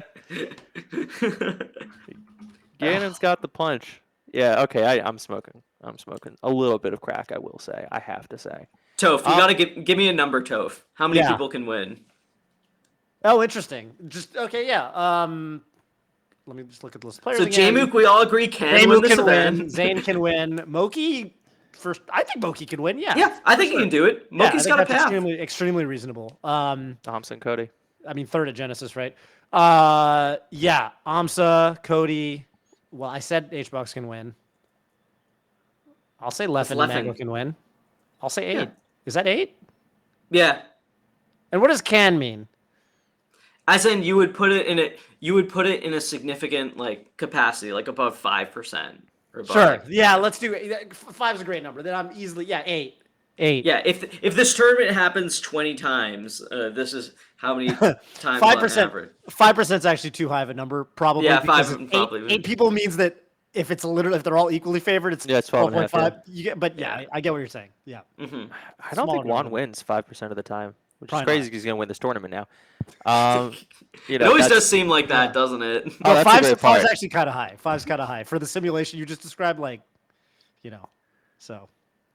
Yeah, especially because Juan has Cody and Zain at this tournament, and both of those are like insta death for him. Like I don't think it's impossible for him to take a set, but functionally speaking, like among everyone else, like those are 2 very hard. Like those are 2 people who their presence on their own already drops this tournament win probability. Like why do we care about this tournament? There's no Plup, there's no Wizrobe, there's no Goatlish,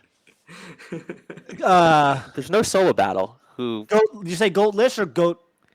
Yeah, sorry. Goatlish. For a second, I thought you meant for some reason. For a second, I thought you meant Colbol, and I was about to agree with you. I was like, yeah. Also correct. Yes. Also correct. Yeah.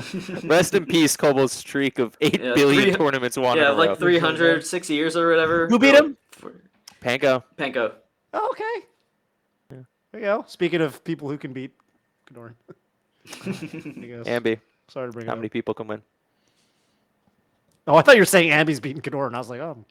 Ambi, do you have a Kadoran? I definitely don't think I would beat chance. Kadoran. I think I have a pretty nice bracket, but I also haven't really been playing because I've been too into ITG. So Your not looking bracket good for your sucks. boy. Are you kidding? Your bracket is terrible. Dude, I have like my best matchup into my best matchup into my best matchup, which are all like impossibly hard because it's fucking Ludwig Smash Invitational. But That's true. Yeah. Like I don't know. For me, I'm pretty excited. It's just I'm still gonna get fucked so badly. So Juan Co is definitely maybe a bit rough for me.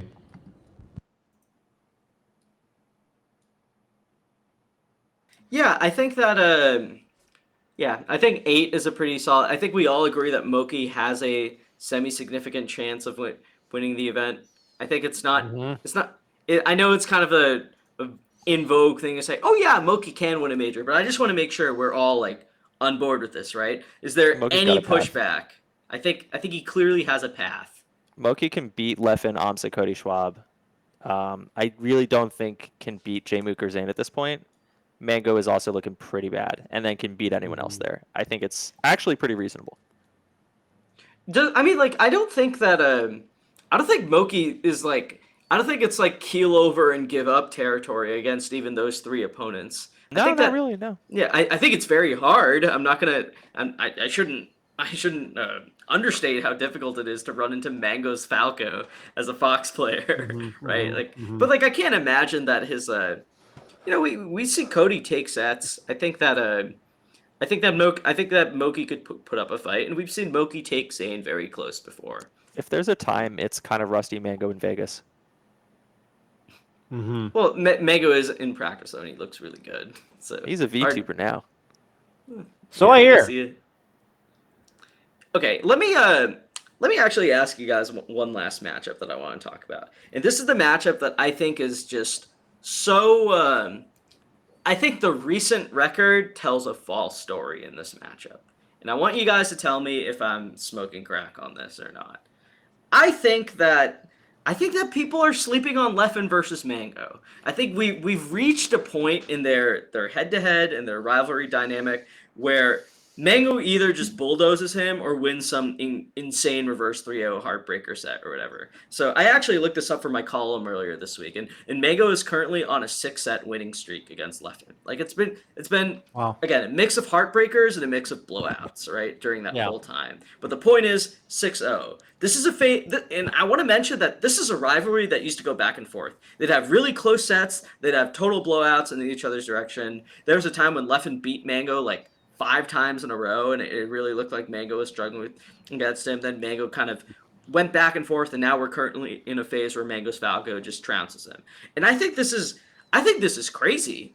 It is insane that there's this rivalry that was so back and forth. One of the most exciting, or at least the most high octane matchups in the game's history, and we're currently in this phase where I think if you ask most people, they just assume that Mango's Falco is going to roll him over, and I think that I don't really buy it. I don't buy the fact that Leffen is just going to be roadkill for Mango's Falco, and as such, this is something that I want to see at this event also, if only out of curiosity. Toph, you are a Fox player and a Falco. You've played some Falco also. You've watched a lot of these sets. You've commentated them. What is your take on this? Is Leffen just gonna get run over from here on out, or is that just the new era we're in? I mean, you've seen these sets also, so that have happened recently. So I want to hear your perspective as well. Yeah, totally. No, I'm with you. I don't think it's like. I think it's a little bit overblown.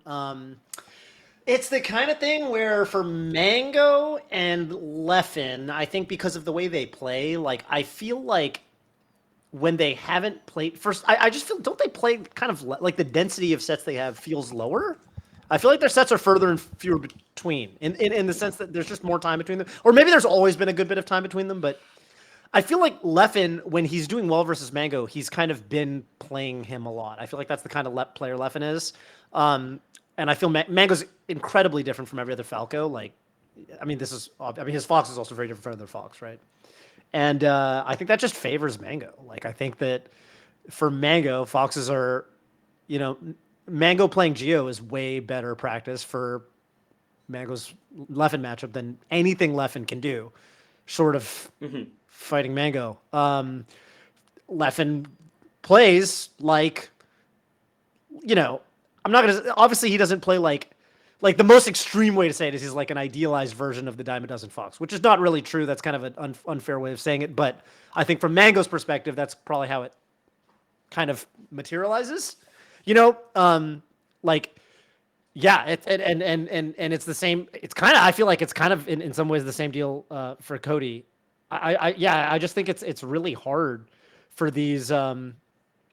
It's really hard for that matchup for whatever reason to work out to where there's going to be like almost like a practice diff. Like I think Mango's got no shortage of high level foxes that he gets good, like very relevant practice against.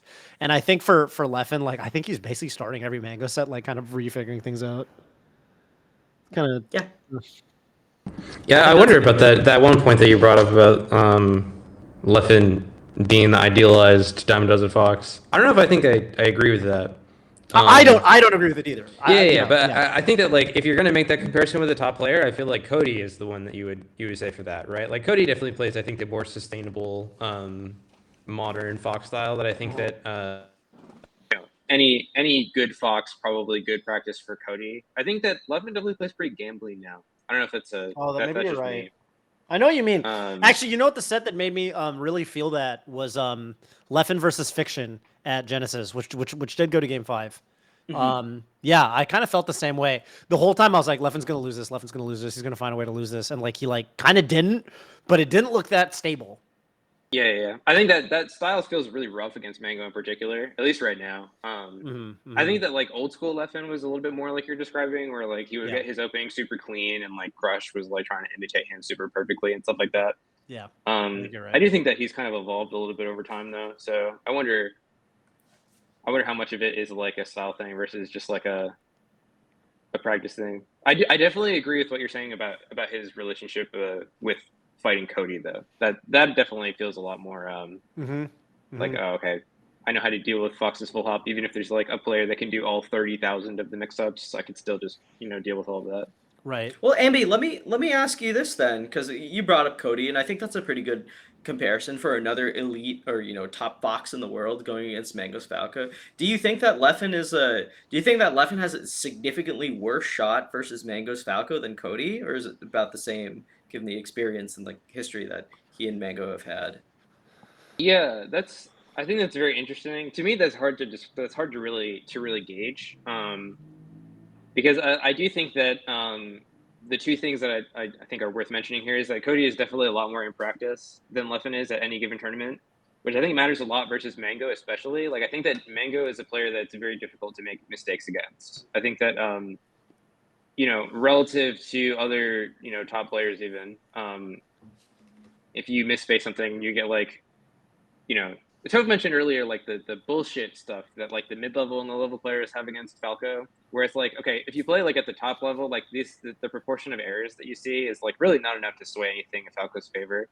At the super top level, which is why you see like all these mid-level Falcos and like comparatively few like super high level Falcos, especially like at the tier Mango's at. But I also think that like maybe Leffen's style is conducive to higher reward in certain spots. Like the set that Toph described about Fiction versus Leffen, where like I feel like Leffen can kind of just pull it out sometimes and like get some like huge opening and like kill someone at 0. And I think that comparatively, maybe that's a little bit harder to find against a player like Mango if you're playing a style that's more similar to Cody. Very hard question to answer, actually. Like, it feels like it should be like a relatively straightforward thing to say, but it's like, oh, well, there's so many factors, and it's hard to say like which of these factors is making him, more or less favored against this player than that player. But I think at the end of the day, both of them are super unfavored against Mango, so it's kind of a moot point. Jake, I'll let you have the last word. Yeah, I mean, I think back to main stage, and I think historically to the way that Leffen kind of plays himself into form.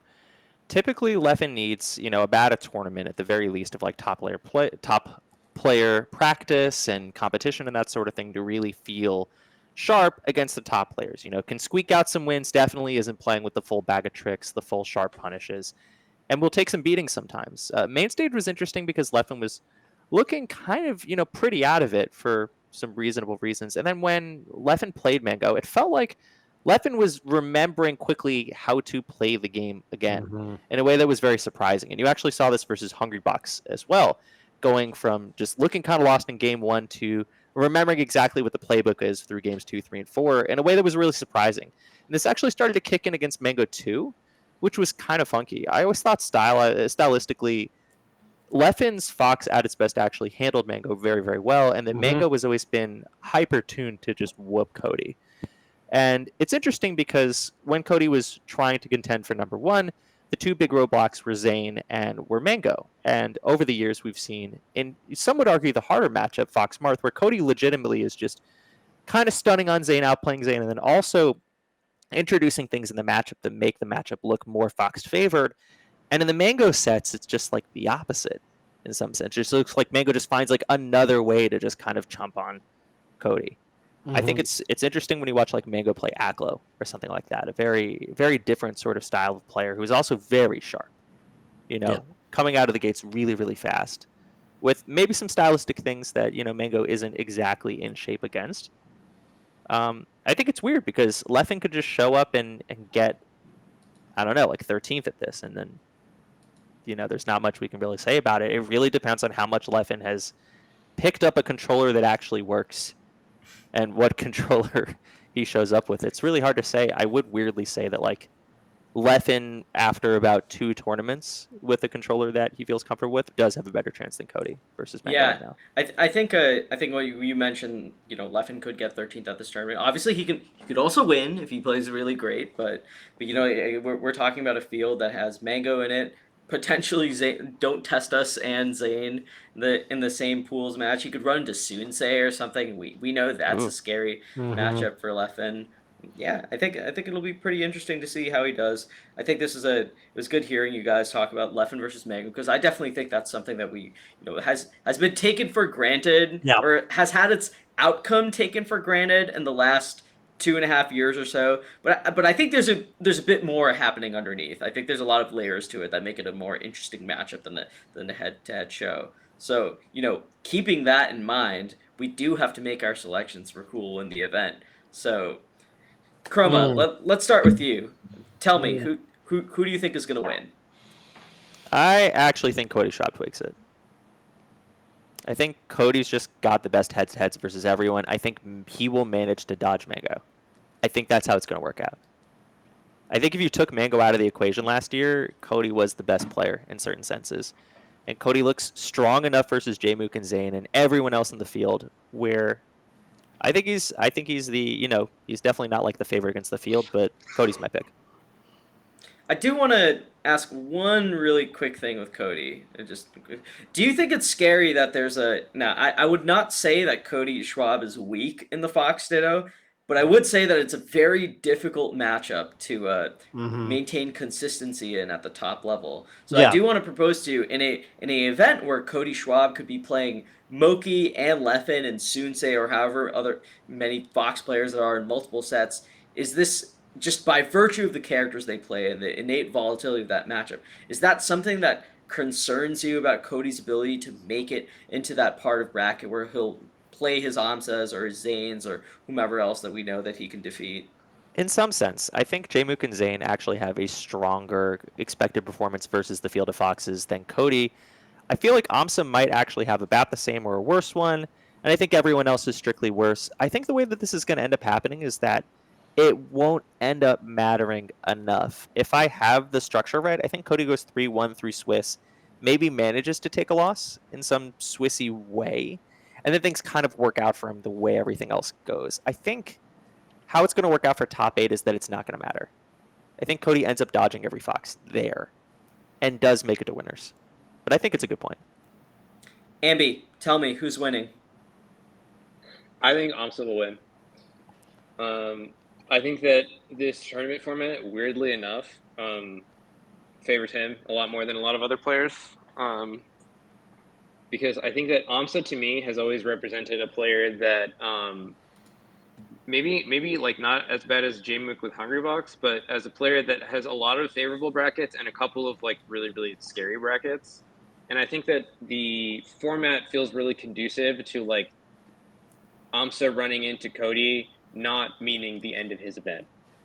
And I think that, like you look at like his spread versus the players, and I always feel like these events reward players that have bigger, more positive spread against the field rather than like specific head-to-heads that they're likely to hit late in bracket.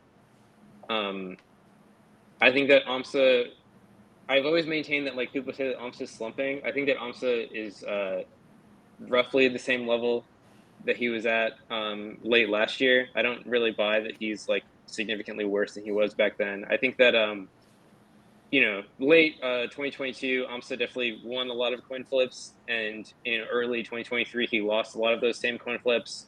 I think that I don't believe the narrative that AMSA has been slumping. I think that he is as good as he has been. I think that players like Mango, I don't know how good I don't know how good he is right now. I know that he's enjoying the game more and practicing on stream, but that still feels pretty favorable for AMSA. I think Moki is traditionally pretty hard for AMSA, but has expressed like concerns about not practicing as much or not feeling confident going into the tournament. I don't know. Overall, it just feels pretty. There's no flop. That's another big one, right? It just feels like an event that's heavily stacked in AMSA's favor, just between the format and the pool of players. So I'm gonna go with AMSA. Toph? Yeah, I think Moki's winning it. I'm just gonna say it. I think Moki's got to dodge Zain somehow, but I'm just seeing what they're putting out on social media. I feel like there's been an overall theme that started as a joke, where Zain is like. I mean, you saw that tweet. There was a cryptic video where Zayn was like kind of bowing to him and saying like, I'm not worthy or something. And Moki's in the chair with the sunglasses. I think that's going to start seeping into the gameplay. It already kind of has. Moki's last set versus Zayn. Moki's last set versus Zayn, easily by far, he looked the best he ever. We're used to seeing him just get totally blown out of the water by the Marth. And finally, Moki's looking. I think he even tweeted like, okay, that's the first like real set we've really had. Yeah, I think Moki's doing it. We already know he's just a menace in Foxados. He can beat any spacey. I think he's kind of in that, Josh Man meme conversation, except not that memey about like, I think it's a matter of time before he gets his J McWin. Why not now? I think Moki's gonna be the Mogul Moist, whatever. That team, they're gonna do what they can to make him comfy, and I feel like a comfy Moki is a very scary thing. So I'm saying it's Moki's time. We definitely love to see that. Yeah, give me real because Moki is the player within the field who has not won a major yet. Toph, give me the three names that he beats in the final bracket. Yeah. I mean, I could easily construct a bracket where it's extremely believable, right? It's like Mango, Cody, AMSA. Mm-hmm. Mango, Cody, AMSA. Okay. You know what I mean? That's not even weird at all. It's like seriously, it's Zayn who or like HBox. HBox Cody AMSA, I think, is very doable for him. Very doable. It's not even that. He might be favored in each of those, honestly, like by the margins. In a weird way. Yeah. I think those are all great picks. I did make my pick in my column, so unfortunately I'm gonna stick with that. I just think Cody Schwab is so I feel like I say this for every tournament, right? I feel like I say this for every tournament that it's the same story. His spread against the field is amazing. His quote-unquote weaknesses in the field are like, the natural volatility of Foxados, which also hurts the other Foxes, and like maybe Kadoran, like every now and then when they randomly when he drops a set to Kadoran where he plays bad and then just like 3-0s him the other time that they play, right? That's just like, other than those two things, I think Cody's very reliable against the field. Maybe Triff might be kind of tough, but he might lose to Triff in a format of the event that still leads to him being in winner's bracket, right? And then when you look at his matchups in the top seeds, I just think he's really spotless. And I think even his weak matchup versus Mango, which, to be fair, is quite weak, I still think that's not in the realm of. I still think that's a set within the realm of possibility for him to overcome and then get to those matchups that he wins. So my call is that Cody does it through a mix of Zain, AMSA, and HBox. I think he like he is at almost every event that he's entered this year. I think Cody is a leading contender, and I think this will close off a really good time period for him and really give him that lead in the race for number one that we're going to see for summer rank coming up. So I guess with that out of the way, we do have some questions, mostly for Toph. Chroma, you can answer them also, but I do want to clarify that this is overwhelmingly for Toph. All of them are for Toph. No one wants to hear Chroma's opinion, but I want to hear it. That's so crazy. Chroma, you can I answer like them Chroma's too. opinion. I think Chroma's got great opinions. I would ask your question, Chroma. Edwin actually said only for Toph in the questions. I did. Crazy. Insanely BM. Anyways, the first question is from Seal. Now, I just want to be really quick. I copy pasted Jackzilla making editing Seal's question and making it his own question. So I'm gonna ask you the original that Seal asked, but on the screen it's gonna show Jackzilla's version of the question. So answer whichever one you think is more spicy. And the question is, what do you think are some of the biggest ways that top level Melee commentary today is different from 5 or 10 years ago? 15 years ago it was very obvious what's different. So 5 or 10. 5 or 10 is the prompt here. 5 or 10 would be like Evo time frame, right? Dude, Yeah. I think the biggest way that Melee commentary is different today, to answer this question, Siri, I could do some meme answers, but I think the biggest way that it's different functionally, and I think this is something that we did back in the day that maybe we should even start bringing back. Dude, we, I think in the Platinum era or whatever we called it, basically the Evo era, 2013 through 2018, let's say loosely, or maybe even, shorter or longer, depending on how you define it. I feel like we were really into the idea of Melee growing, and I feel like that reflected in our commentary, where I feel like when we commentate Melee today, and I myself am guilty of this, I kind of had this like tacit assumption. Tacit's the wrong word. Anyway, I do this thing where I assume everyone watching is like platinum on Slippy. Very sweaty, dude. We're much sweatier. Right, it might literally be true. I don't know. Whatever. Point is, we would commentate Evo, and Bobby would say things, and I'm not saying we need to do this at every tournament, but Bobby would say things like, "Oh yeah, really good DI from so and so there." And by the way, there's some of you tuning in who might have come from Street Fighter. DI stands for directional influence and blah blah blah blah blah. So we would do stuff like that intentionally with this kind of notion. And even when we didn't concretely do things like that, like that's a very clear example. We had this undertone. There was this kind of implicit vibe that we were commentating to grow the game, not commentating to cater to the existing audience. Maybe it was just too many Leffen tweets about how commentators don't know anything and this, that, and the other that got us moving in this direction. But yeah, I don't think we really commentate we don't commentate to grow the game as much anymore. Which is I don't know. I don't know how I feel about it. I haven't thought about it really. I kind of just thought of that. I haven't been stewing on that answer for a while. You just read the question out, and then I was like, oh, I think this is the biggest thing that's different. Obviously, I'm definitely like imagining like Walt and Radar being like doing their little line read where they talk about like what directional influence is. It's a very funny mental image. Yeah. Right? So directional influence is when you hold away on the analog stick, or you can hold inward, but you risk potentially getting comboed more out of that. I love it. And that was a great back air by Hungrybox there. I do think we've gotten a lot better at commentary. I just thought it would be a more interesting answer if I, named something that we stop doing or do worse. But I mean, I think we've gotten a lot better in a lot of. I think I've gotten a lot better in a lot of ways.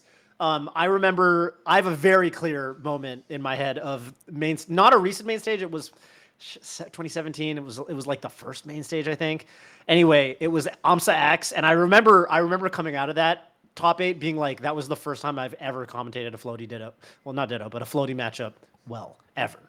Like, yeah, that was towards the end of that period. Of the, if I'm gonna joke about Leffen, whatever, I should also point out that I think a tweet Leffen made that I thought was very constructive criticism was that he was like, most commentators don't know how to commentate floaty matchups. And I was thinking, like, who are the existing commentators? Okay, I play Fox, that's a fast faller.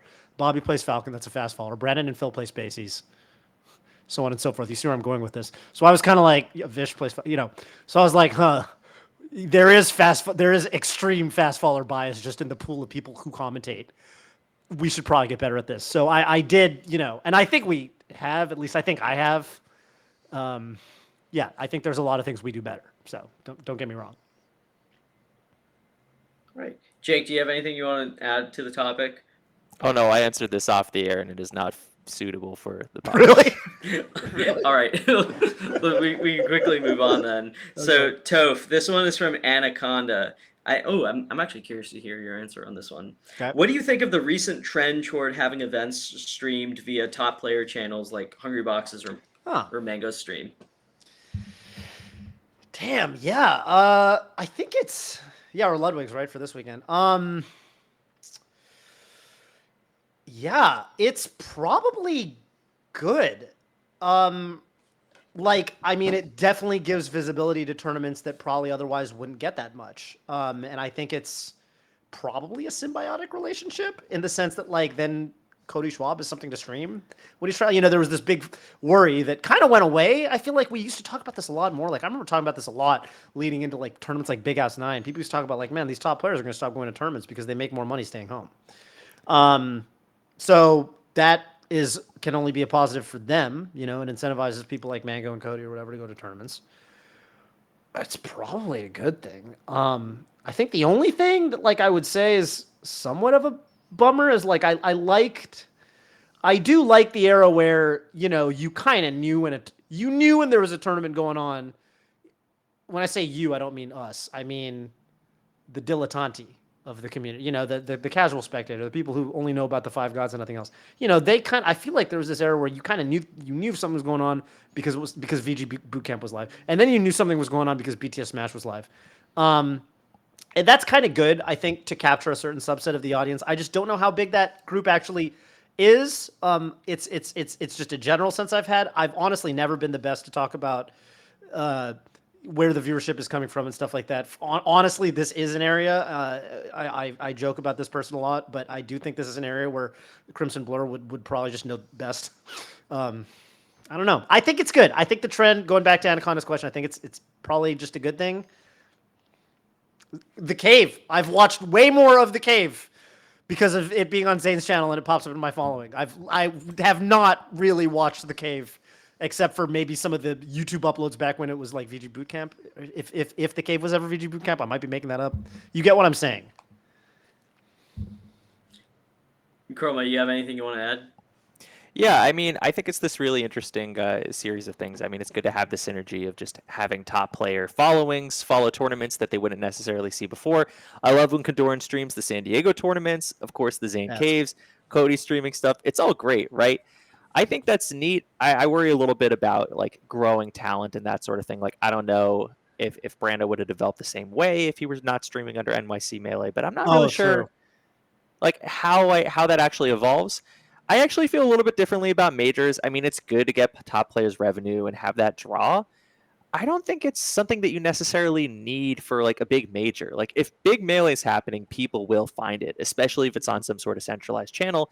The other thing that's kind of a more practical thing is like it's annoying when like you're Mango, let's say, and you have a major stream coming by, I think I and know a where lot this of is people going. who aren't, yeah, exactly, a lot of people who aren't regulars are coming in, and they're saying some pretty like insane stuff, and you know what I'm talking about, like, like especially when certain players are playing, and like you've got like the Mango mod squad who's hanging around like midday on a Sunday. And they now have to mod like 30,000 people, and it's tough because then you have to coordinate. Like, oh, Mango, you got to, here's some people you can mod, but does he really want to do that? There are a lot of parts of it that are a little bit funkier, which is unfortunate. And I think finding the tournaments can be trickier in some senses. I think we just give power to Blur. Yeah, I do want to say just one thing on this topic. I think in lieu of a central organization or like a flagship group like BTS or VGBC being able to stream events, I think it makes sense to have people with the largest audiences stream content from events. I think it's important to give those events that kind of platform. I think that's something that shouldn't be understated. But I do think that one of the benefits of having a flagship organization like BTS is that they could create a healthy ecosystem for events and content channels and just the entirety of Smash really by virtue of their resources and creating deals with events where they were the ones essentially paying events for the right to stream their content. I think that unfortunately, when it comes to top players, and I'm not saying top players are evil here. We are. But I just think that the incentives for a top player to essentially lend its audience for a grassroots event that's providing the content is very landlordy, and I think it leads to some, Very I reasonable. think it leads to some potentially toxic dynamics that hold Smash back. And Yeah. I don't think that it's unreasonable for someone like Mango or Hungrybox or Cody or Zain or whomever to say that if a major is using my channel, I want some kind of compensation. I don't think it's unreasonable in a vacuum, but I think that unfortunately when brought to a bigger scale, I think it can lead to some really really bad like harmful dynamics that keep the scene and the events ecosystem back from growing. So while I think so I just want to be clear. I think it makes sense. I think it makes sense in the age of influencers to try to find the closest thing that we have to those in Smash, which are top players. But I don't think that it's necessarily a sustainable or long term thing that we should do if the influencers are top players within the community and stuff, right? Typically, for the last couple of years, it's like it's been the other way around, right? Like it is the tournament that's selling Yes. the broadcast rights to the streamer. So I think it shouldn't operate in that direction at all. And I think that what else was I gonna say? I'm gonna make one more point. Yeah, and I will also add that it is also very good. I think when tournaments are on Hungrybox's channel and I get to see the insane dude. HBox's chat has HBox's crazy chat is- takes. I love it. Built them in laboratories. They are. I don't think they're looking at the screen most of the time. Dude, it's crazy. They're like Chat GPT, Twitch chat. They are. They exist in They're real just like life that. too. It's crazy. Right. Dude, Ganon Puff is like 70-30 for Ganon. Right. So Dude, hard for there Puff. was bad. There was one where like Panda did the craziest. Have you guys ever tried to shine spike a Jigglypuff? Oh yeah. Yeah. So Unfortunately. how Puff shouldn't die to that because the Puff had to do 4 things wrong each time they got shine spiked, and you have to shine spike them 3 times. So they had to do 12 things wrong. So Panda killed HBox by shine spiking HBox, and the chat was like, "Fox is so stupid, shine spike so broken." I'm just like. I would need pages to write an essay about why you're wrong. Yeah, Akir hits HBox with 1 DK up here, and the chat's like, DK Puff is so broken. People think it's an unfair match for Puff. It's like 60-40 DK. I'm not saying Juan was trying, but I saw the end of that set where Juan gets hit with, I believe it was 4 throw fair, which you almost have to like DI into it, and someone's like, DK is too strong in this matchup because it's easy for DK to get grabs, and that combo is guaranteed. Unhinged.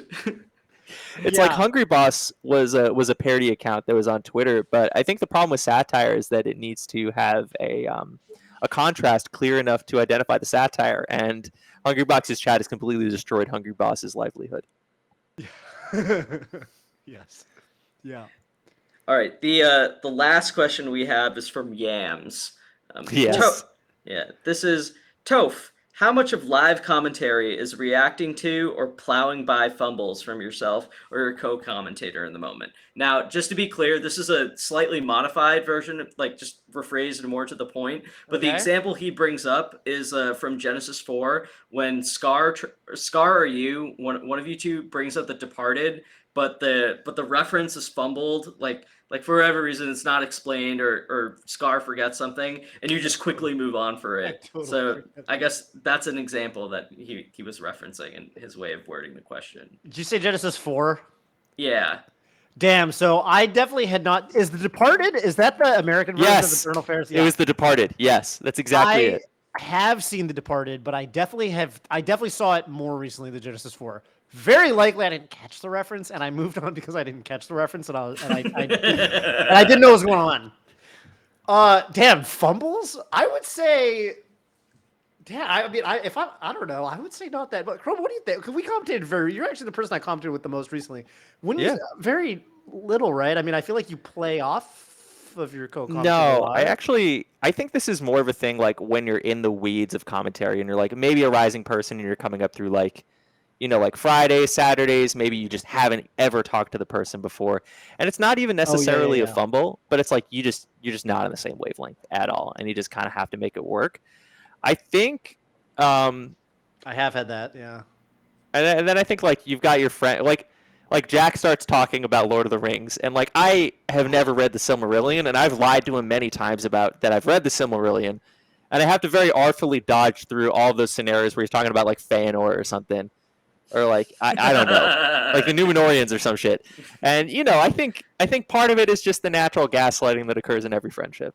Has Jack ever commentated with the Blur? I mean, I'm sure they have. Oh, that's But have actually- they talked about, because Blur knows about the Silmarillion stuff? Apparently. That's a fascinating. I don't remember That that dynamic ever. you just brought up with Jack reminds me of what I want to see that. That reminds me of what my friendship is like with Ambi and Wheat, honestly. Makes But sense. usually we just bring up the topic of. But usually it's me. I don't know what my equivalent to Lord of the Rings is with them. You guys have been joking about suicide in the studio a lot lately. Hey. Don't lump me with them. This is a weed thing. This is not me. This has lately been a Wheat thing. Let's not. If I'm anyone's getting worried canceled, about Wheat. if anyone's getting canceled, it's him. What do you mean we're canceled? Someone's in trouble, and you're gonna be like, "Oh, let's punish him." That's terrible. All right. Well, I so. love yums.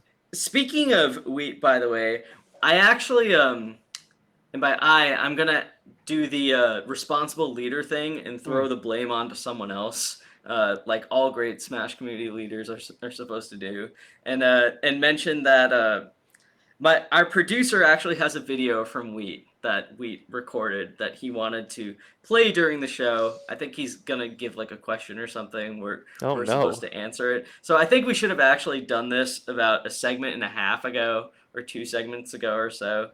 But let's see if we can get that video from Wheat up there, because this was his contract. Hey guys, Give Me That Weed here on vacation, and I'd love to say I'm having a nice, enjoyable time away from all the seeding and rankings of the world, but I did just take place in one of the worst seeded tournaments I've ever been in, a family-run ping pong tournament.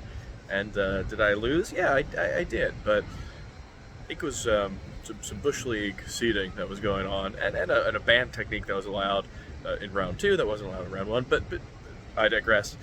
We got more important things to talk about, because we are talking about LACS this week. We've got a large tournament coming up this week, and I'd love to be able to talk about it, but I trust all of you on the show to be able to do it.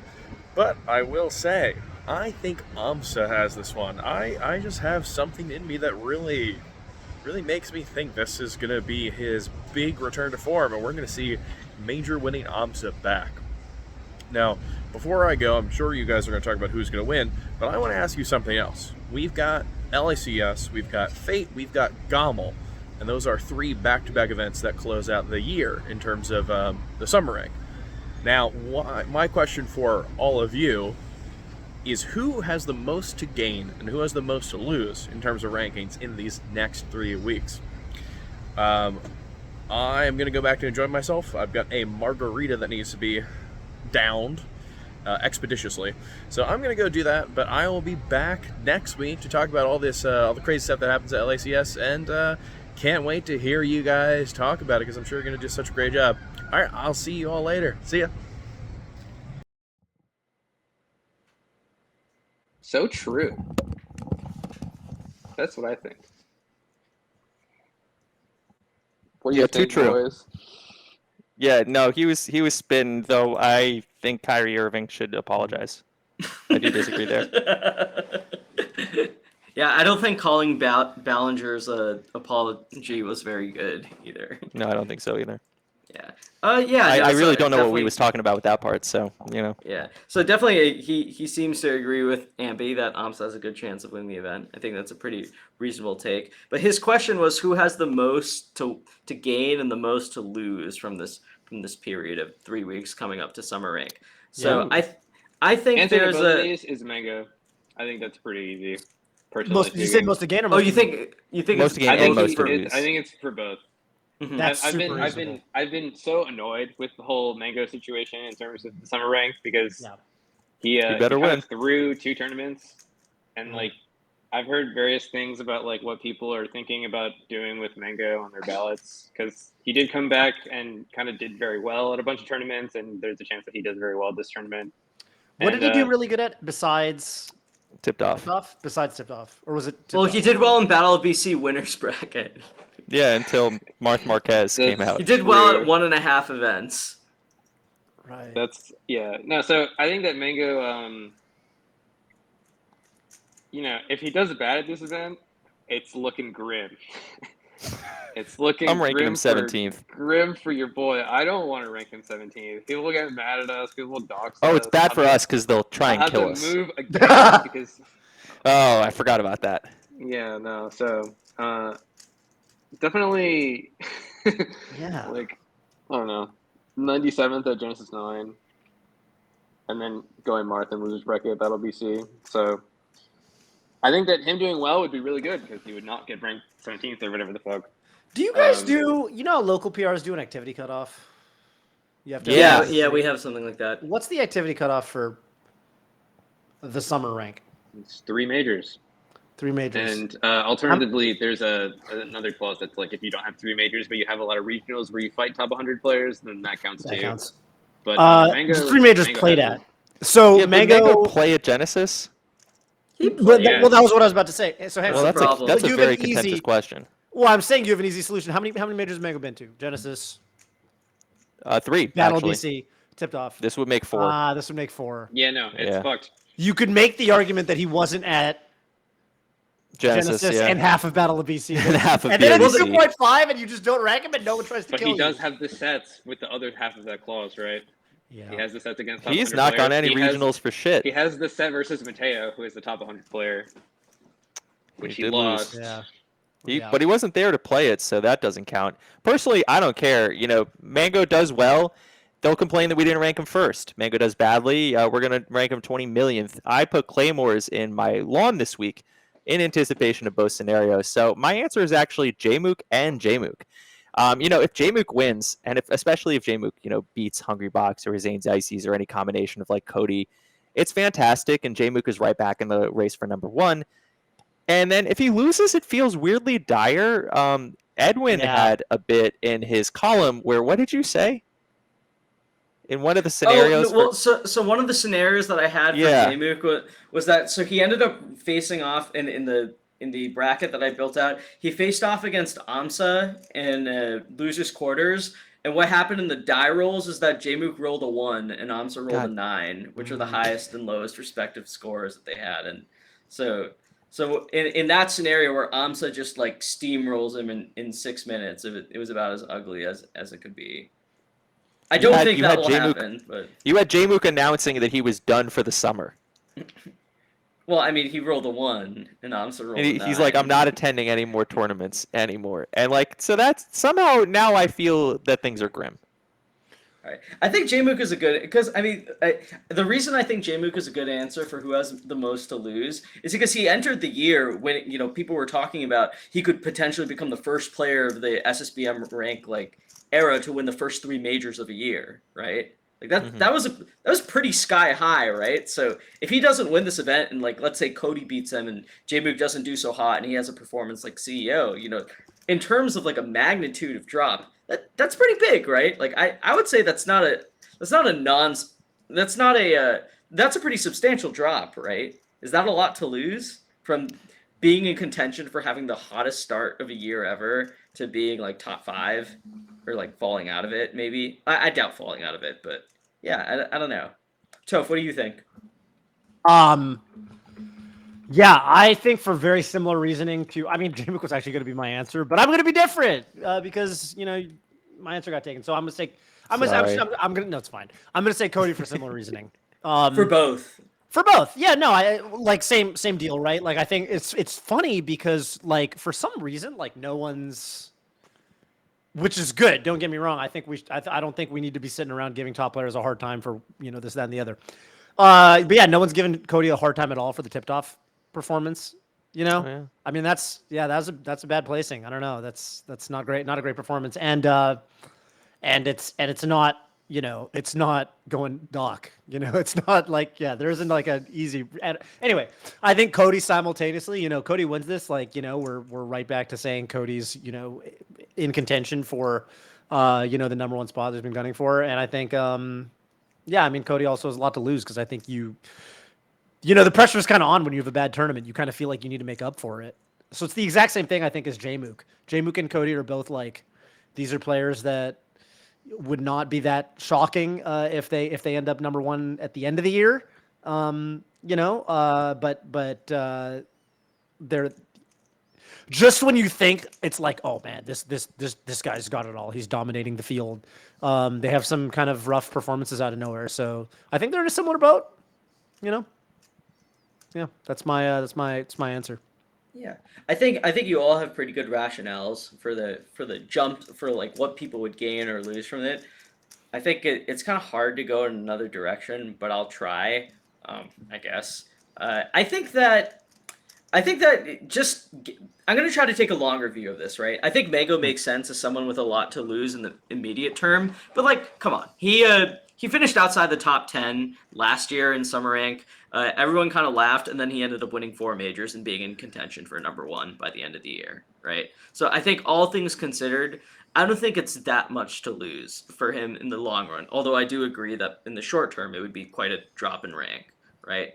I think Jmook makes sense as someone with something to lose as far as recently slumping and going from potentially one of the hottest starts to a year that we've seen. I think someone that would have a lot to gain from doing well at this event would be Amsa.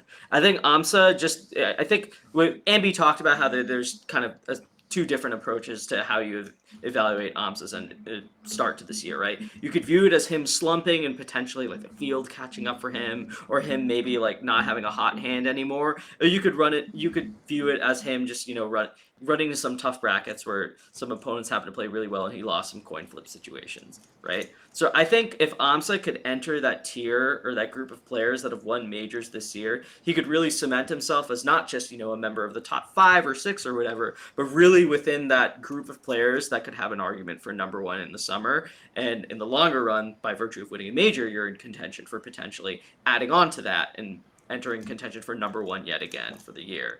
So I'm gonna go with him for my person with the most to gain from this. Now, for the person with the most to lose from this, strictly in terms of competition, not in terms of career or content or anything else, I think if Hungrybox does not do well at this event, we're going to enter a period of time where he's not going to just have 2 people in the field who are very difficult, but if he loses to Mango again, that could be something that's potentially trending Mango's direction if we see him win yet again that he's down on Leffen in the last year and a half or so. He could have, as many as 5 or 6 people in the field, maybe even 7 that you could argue, assuming that he doesn't do well at this event and doesn't do well for the rest of the summer. So not only would we see a top 5 potentially without HBox, we could be heading into a time period where if he doesn't do too well, HBox for the very first time since, like, not counting the weird net play period, for the very first time we could see HBox actually leave the group of players that we'd consider able to win super majors.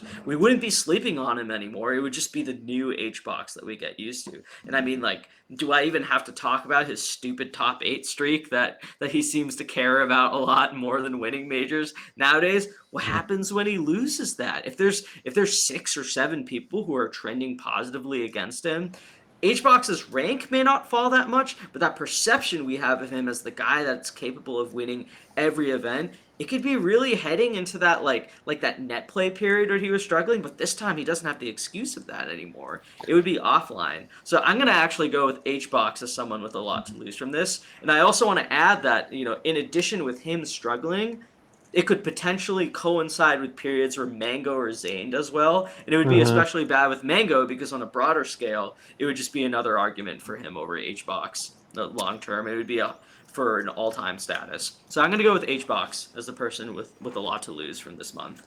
It's funny because what you're describing is where I think a lot of the community, including like Mango, who talked about this,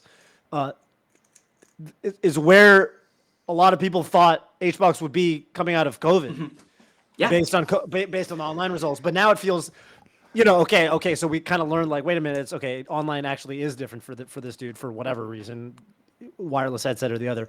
But now it feels like it might just be real, right? It's like, hang on a minute, HBox actually does sort of have something to prove. Sounds like that's what you're saying. Yeah, I went with two different players, but you could just as easily say that HBox has a lot to gain from it, right? Because if he That's how wins it an goes. event, yeah, if he wins an event like Ludwig's tournament, or he wins Gommel again and defends the title, suddenly not only is he in contention for #1, HBox's Super Major all-time count is looking pretty nice. He's already got the lead. He's already got the lead in all the smaller majors. But if he wins something like Gommel again, or if he wins Ludwig event, that's as prestigious. We just talked about the place that Ludwig tournaments hold in the major hierarchy, right? So that would be a huge step up for him. All right, yeah. So HBox got a lot to lose or gain. Cody got a lot to lose or gain.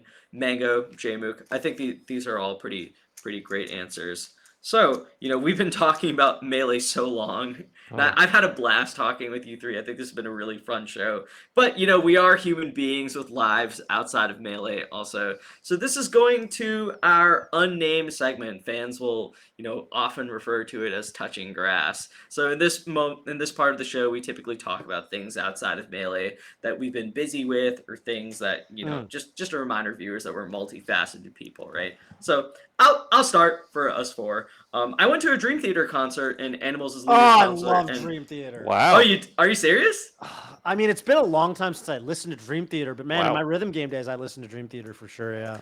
Yeah, I used to be super into guitar before getting more into like writing as a hobby. So I grew up, worshiping Dream Theater. They're like, me and my friends from high school used to listen to all their albums and stuff, like Scenes from Memory, Images and Words and stuff. So they were there as part of this like entire prog metal troupe, like with Animals as leader and Devin Townsend also, and it was just really great seeing them now live with one of my really good friends. And I will say the lead singer James Labrie, he's an acquired taste. I like his singing on his albums, but he's getting to his 60s, and they have to rewrite some of the vocal lines around him, and these are like these are difficult songs to sing. Like he really hits the high, like the G5s and F5s and like F sharp 5s and stuff like that, and it's very powerful singing. And just the older you get, the harder it is for you to hit those notes. And I just think that there are unfortunately some moments where his age showed, but it was a really fun concert to go to. I had a bunch of vodka lemonades with my buddy. We were just chilling, listening to some good tunes. Had a 4th of July party yesterday where we played a bunch of board games and drank Bud Lights patriotically, and it was great. I had a really fun last week. Chroma, what about you? What have you been up to? It's been kind of a surprising month. I mean, like a lot of things happened that I wouldn't have anticipated, and then things happened in response to that I would have anticipated. I guess a really boring version of that would be just that I could talk about is lifting. I've been kind of aiming for 1,000 pounds between bench squat and deadlift. And if you told me, like at the end of May, like that I would hit that at some point, like early July, and if you asked me how I would have done that, I would have given a very different answer. I thought my squat was already like really big, and I was getting self-conscious about like having a squat that was like here at a bench that was there, because I live in New Jersey and everyone benches all the time, constantly, and they're super, super strong on chest. And then I think at some point, like I talked to Tafikans, and I just realized like, your strengths are where your strengths are, and it's good to embrace that. And then like my already strong squat went up more. My deadlift was like miraculously somehow got stronger, doing nothing to it, which was great.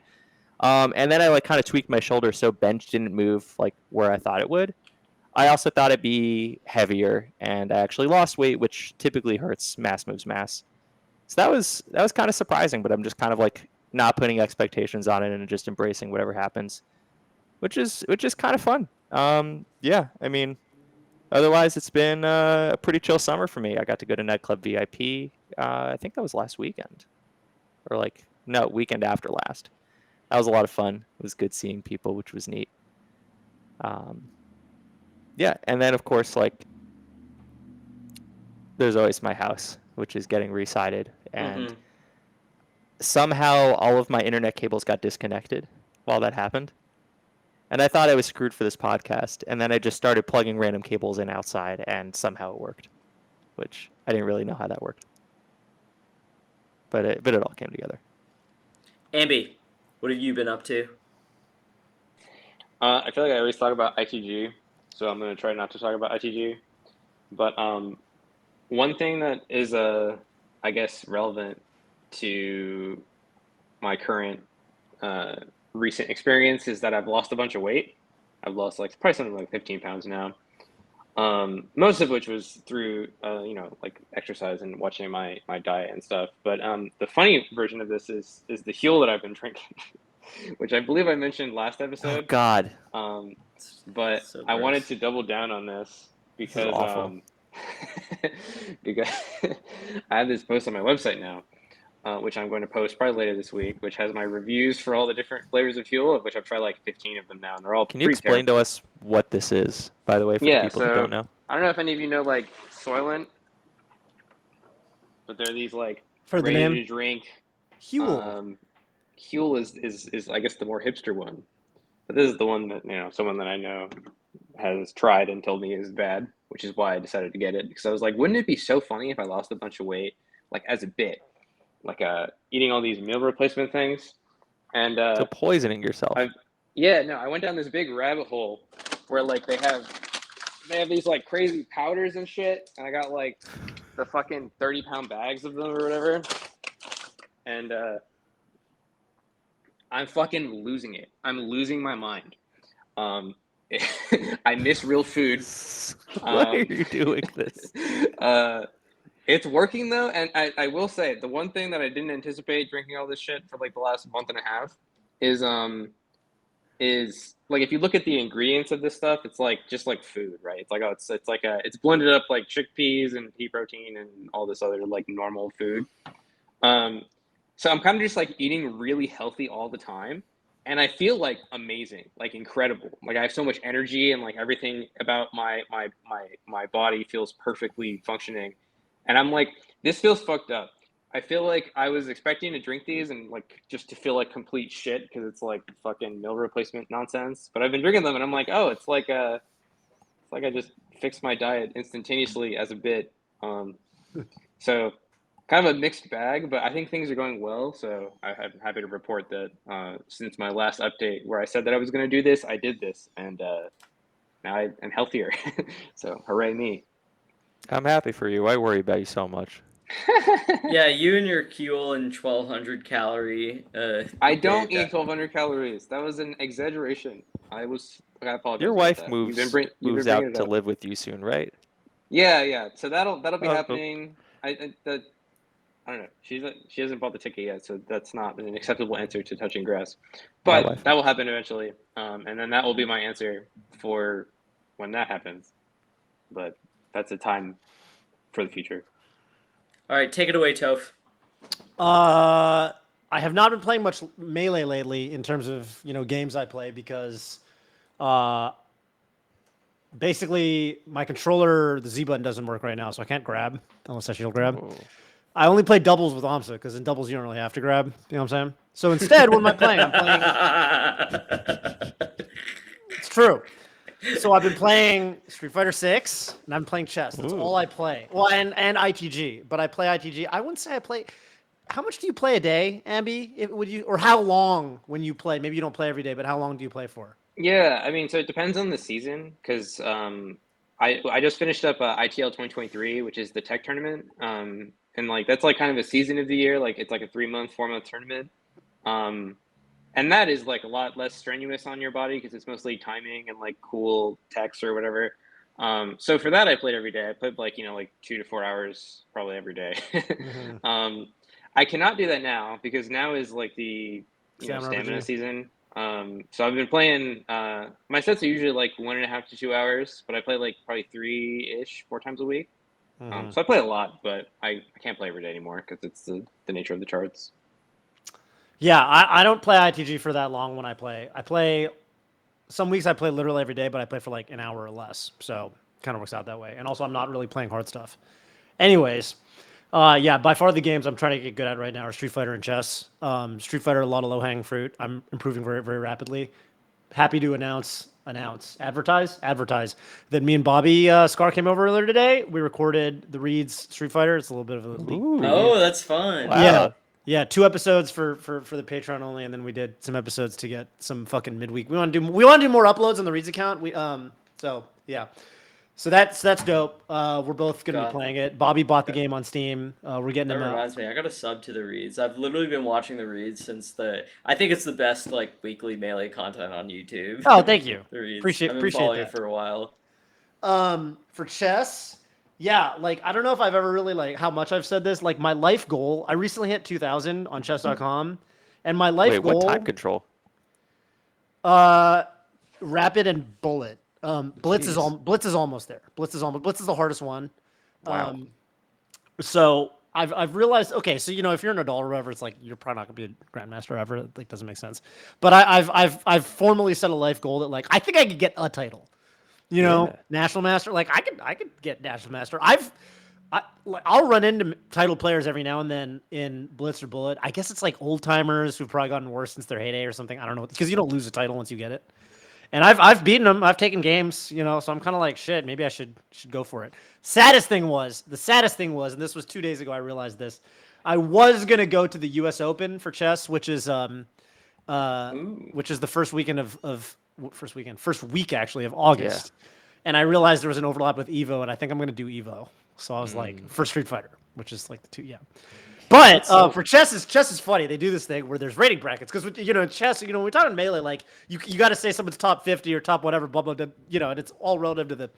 In chess, like you can say someone's such and such a number, and like the elo system works, right? So it's like it's very real. Like someone's 2,400, like that's people know what that means.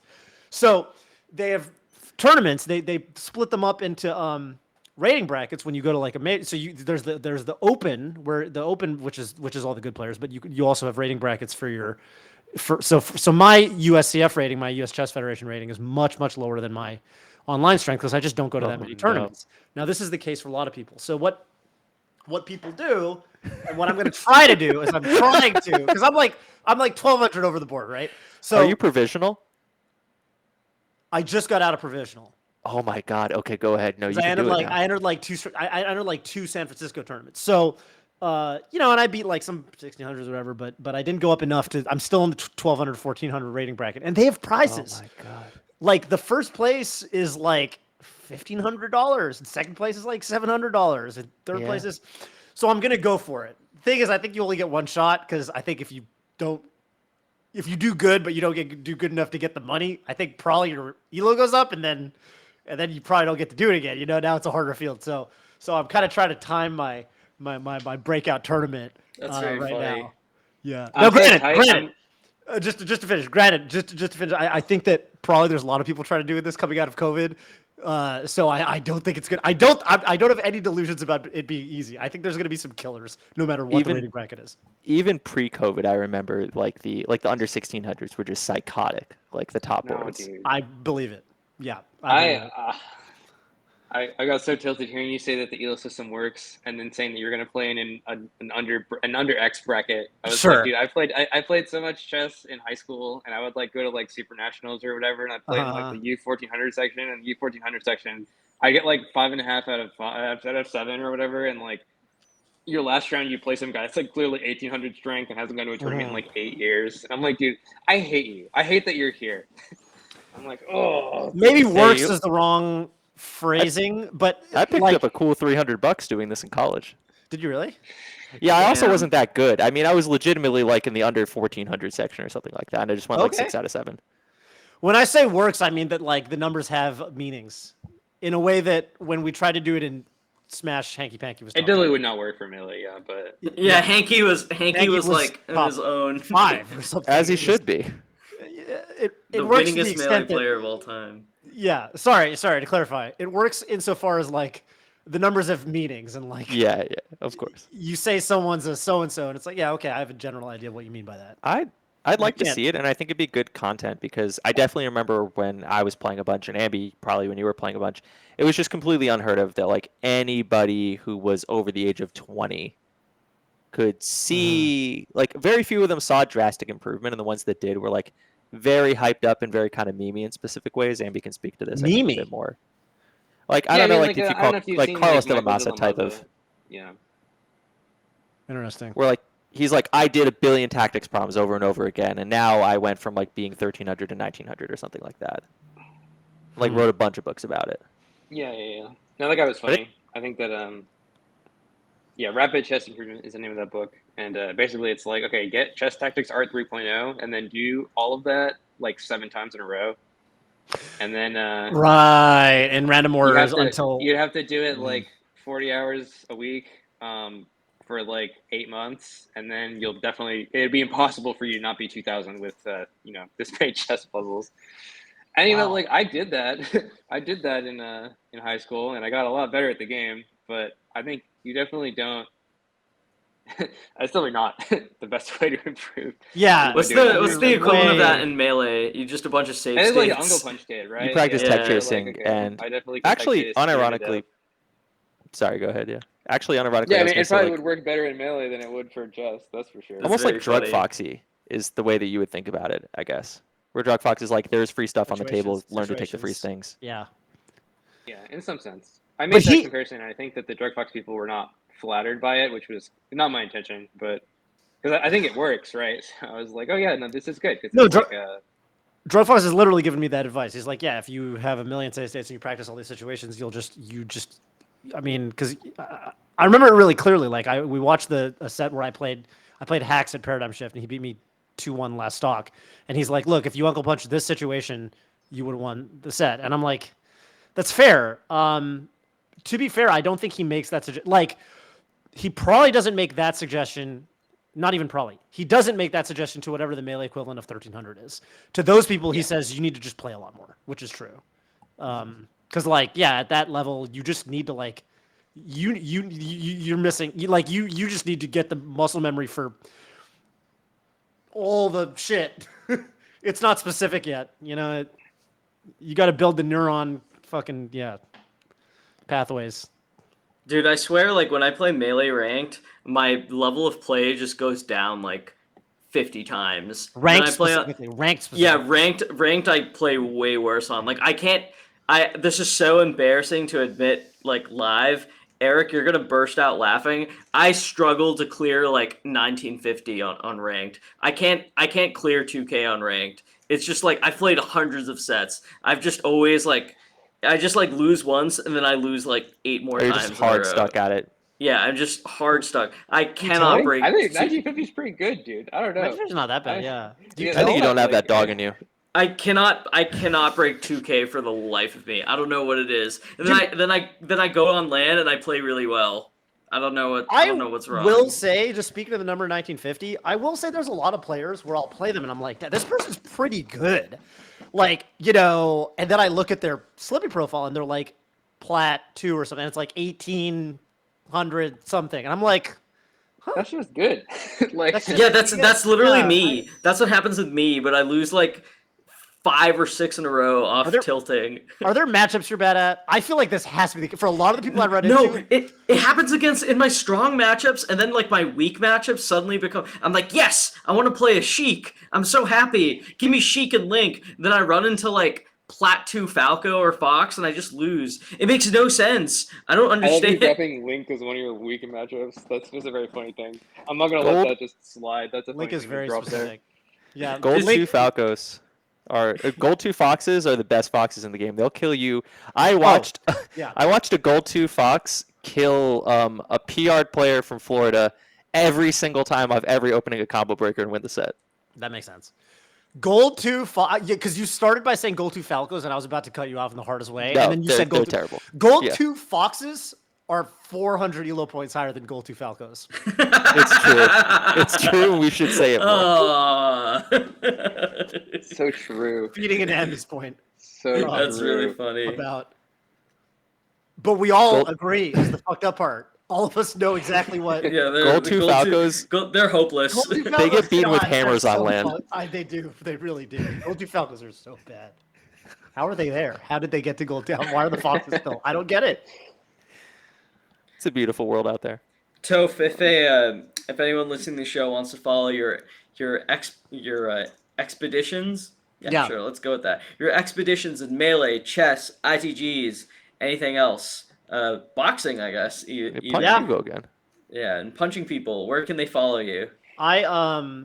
Dude, I'm actually working on it. That's funny you bring that up real quick before I answer this question because I think I might do a thing with my my boxing coach from the thing where he wants to learn chess really bad. So we're gonna trade free chess lessons for free boxing lessons. But anyway, Ooh. Nice. yeah, Toph BBQ and everything. I'd really appreciate if anyone who doesn't follow the reads on or subscribe to the reads on YouTube. That's where I'm doing the most content these days. Even though I am bringing back my own stream and my YouTube and stuff, because I didn't have a good PC for a while, and I do now. So I'm gonna start streaming again, and hopefully, yeah. I'm just thinking about what the people want to see on YouTube and things like that. But King of the Cube. King of the Cube. I want no. It's dude. I feel so bad for Spark. Spark asks me literally like once a month and sometimes once a week. So yeah, I'll do it. I'll do it for sure.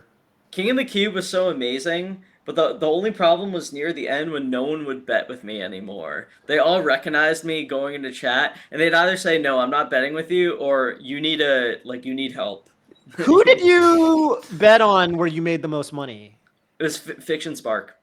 I bet Oh, on and that Spark, was, I mean, think. that was a hard one to call too. So the funny thing is, I specifically try to bring on challengers. I mean, I freely admitted this. I try to bring on challengers where the challenger is somewhat favored, not skill wise, but matchup wise.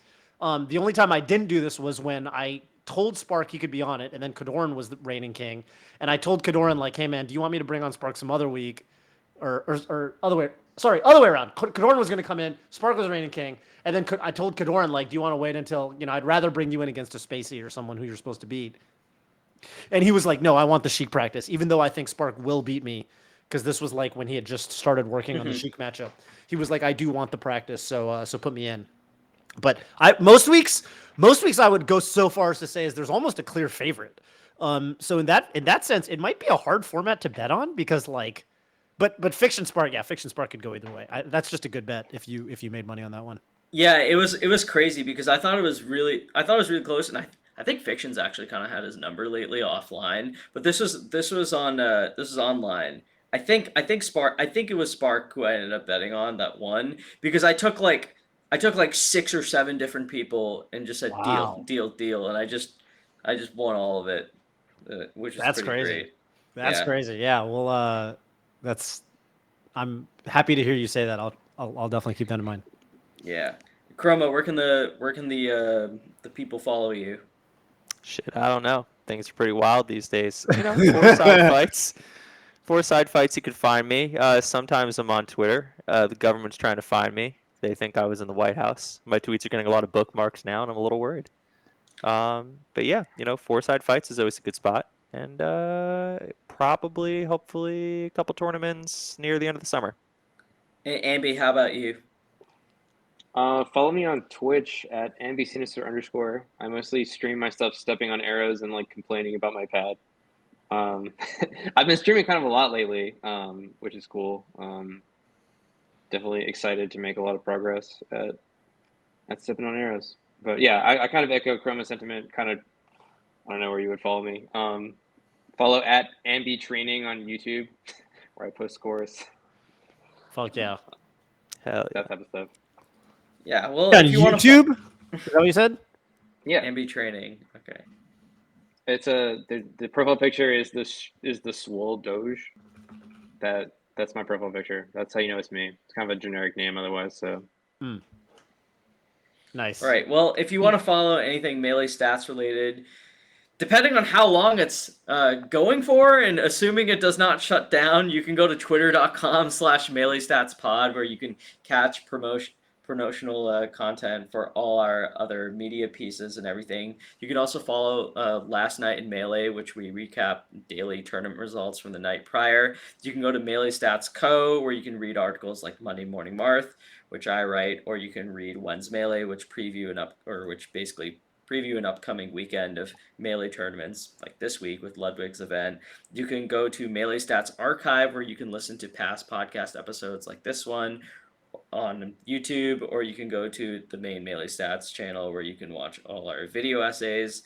And if you love what we do and you want to support it, you want to give us a little bit of assistance in doing stuff like the Melee Stats Free Agent Showcase, you can go to patreon.com/MeleeStats, where a subscription will really help us continue doing super cool things for Melee, like the show, and like bringing you guys summer rank in the top 100 and everything Melee Stats related. So Thanks a lot for tuning in. Toph, thank you so much for your time. Chroma, course. Ambi, thank you both as well. And to the fans, I'll see you next week where we'll be recapping LACS and previewing Fate. So until then, peace out, guys. Thanks.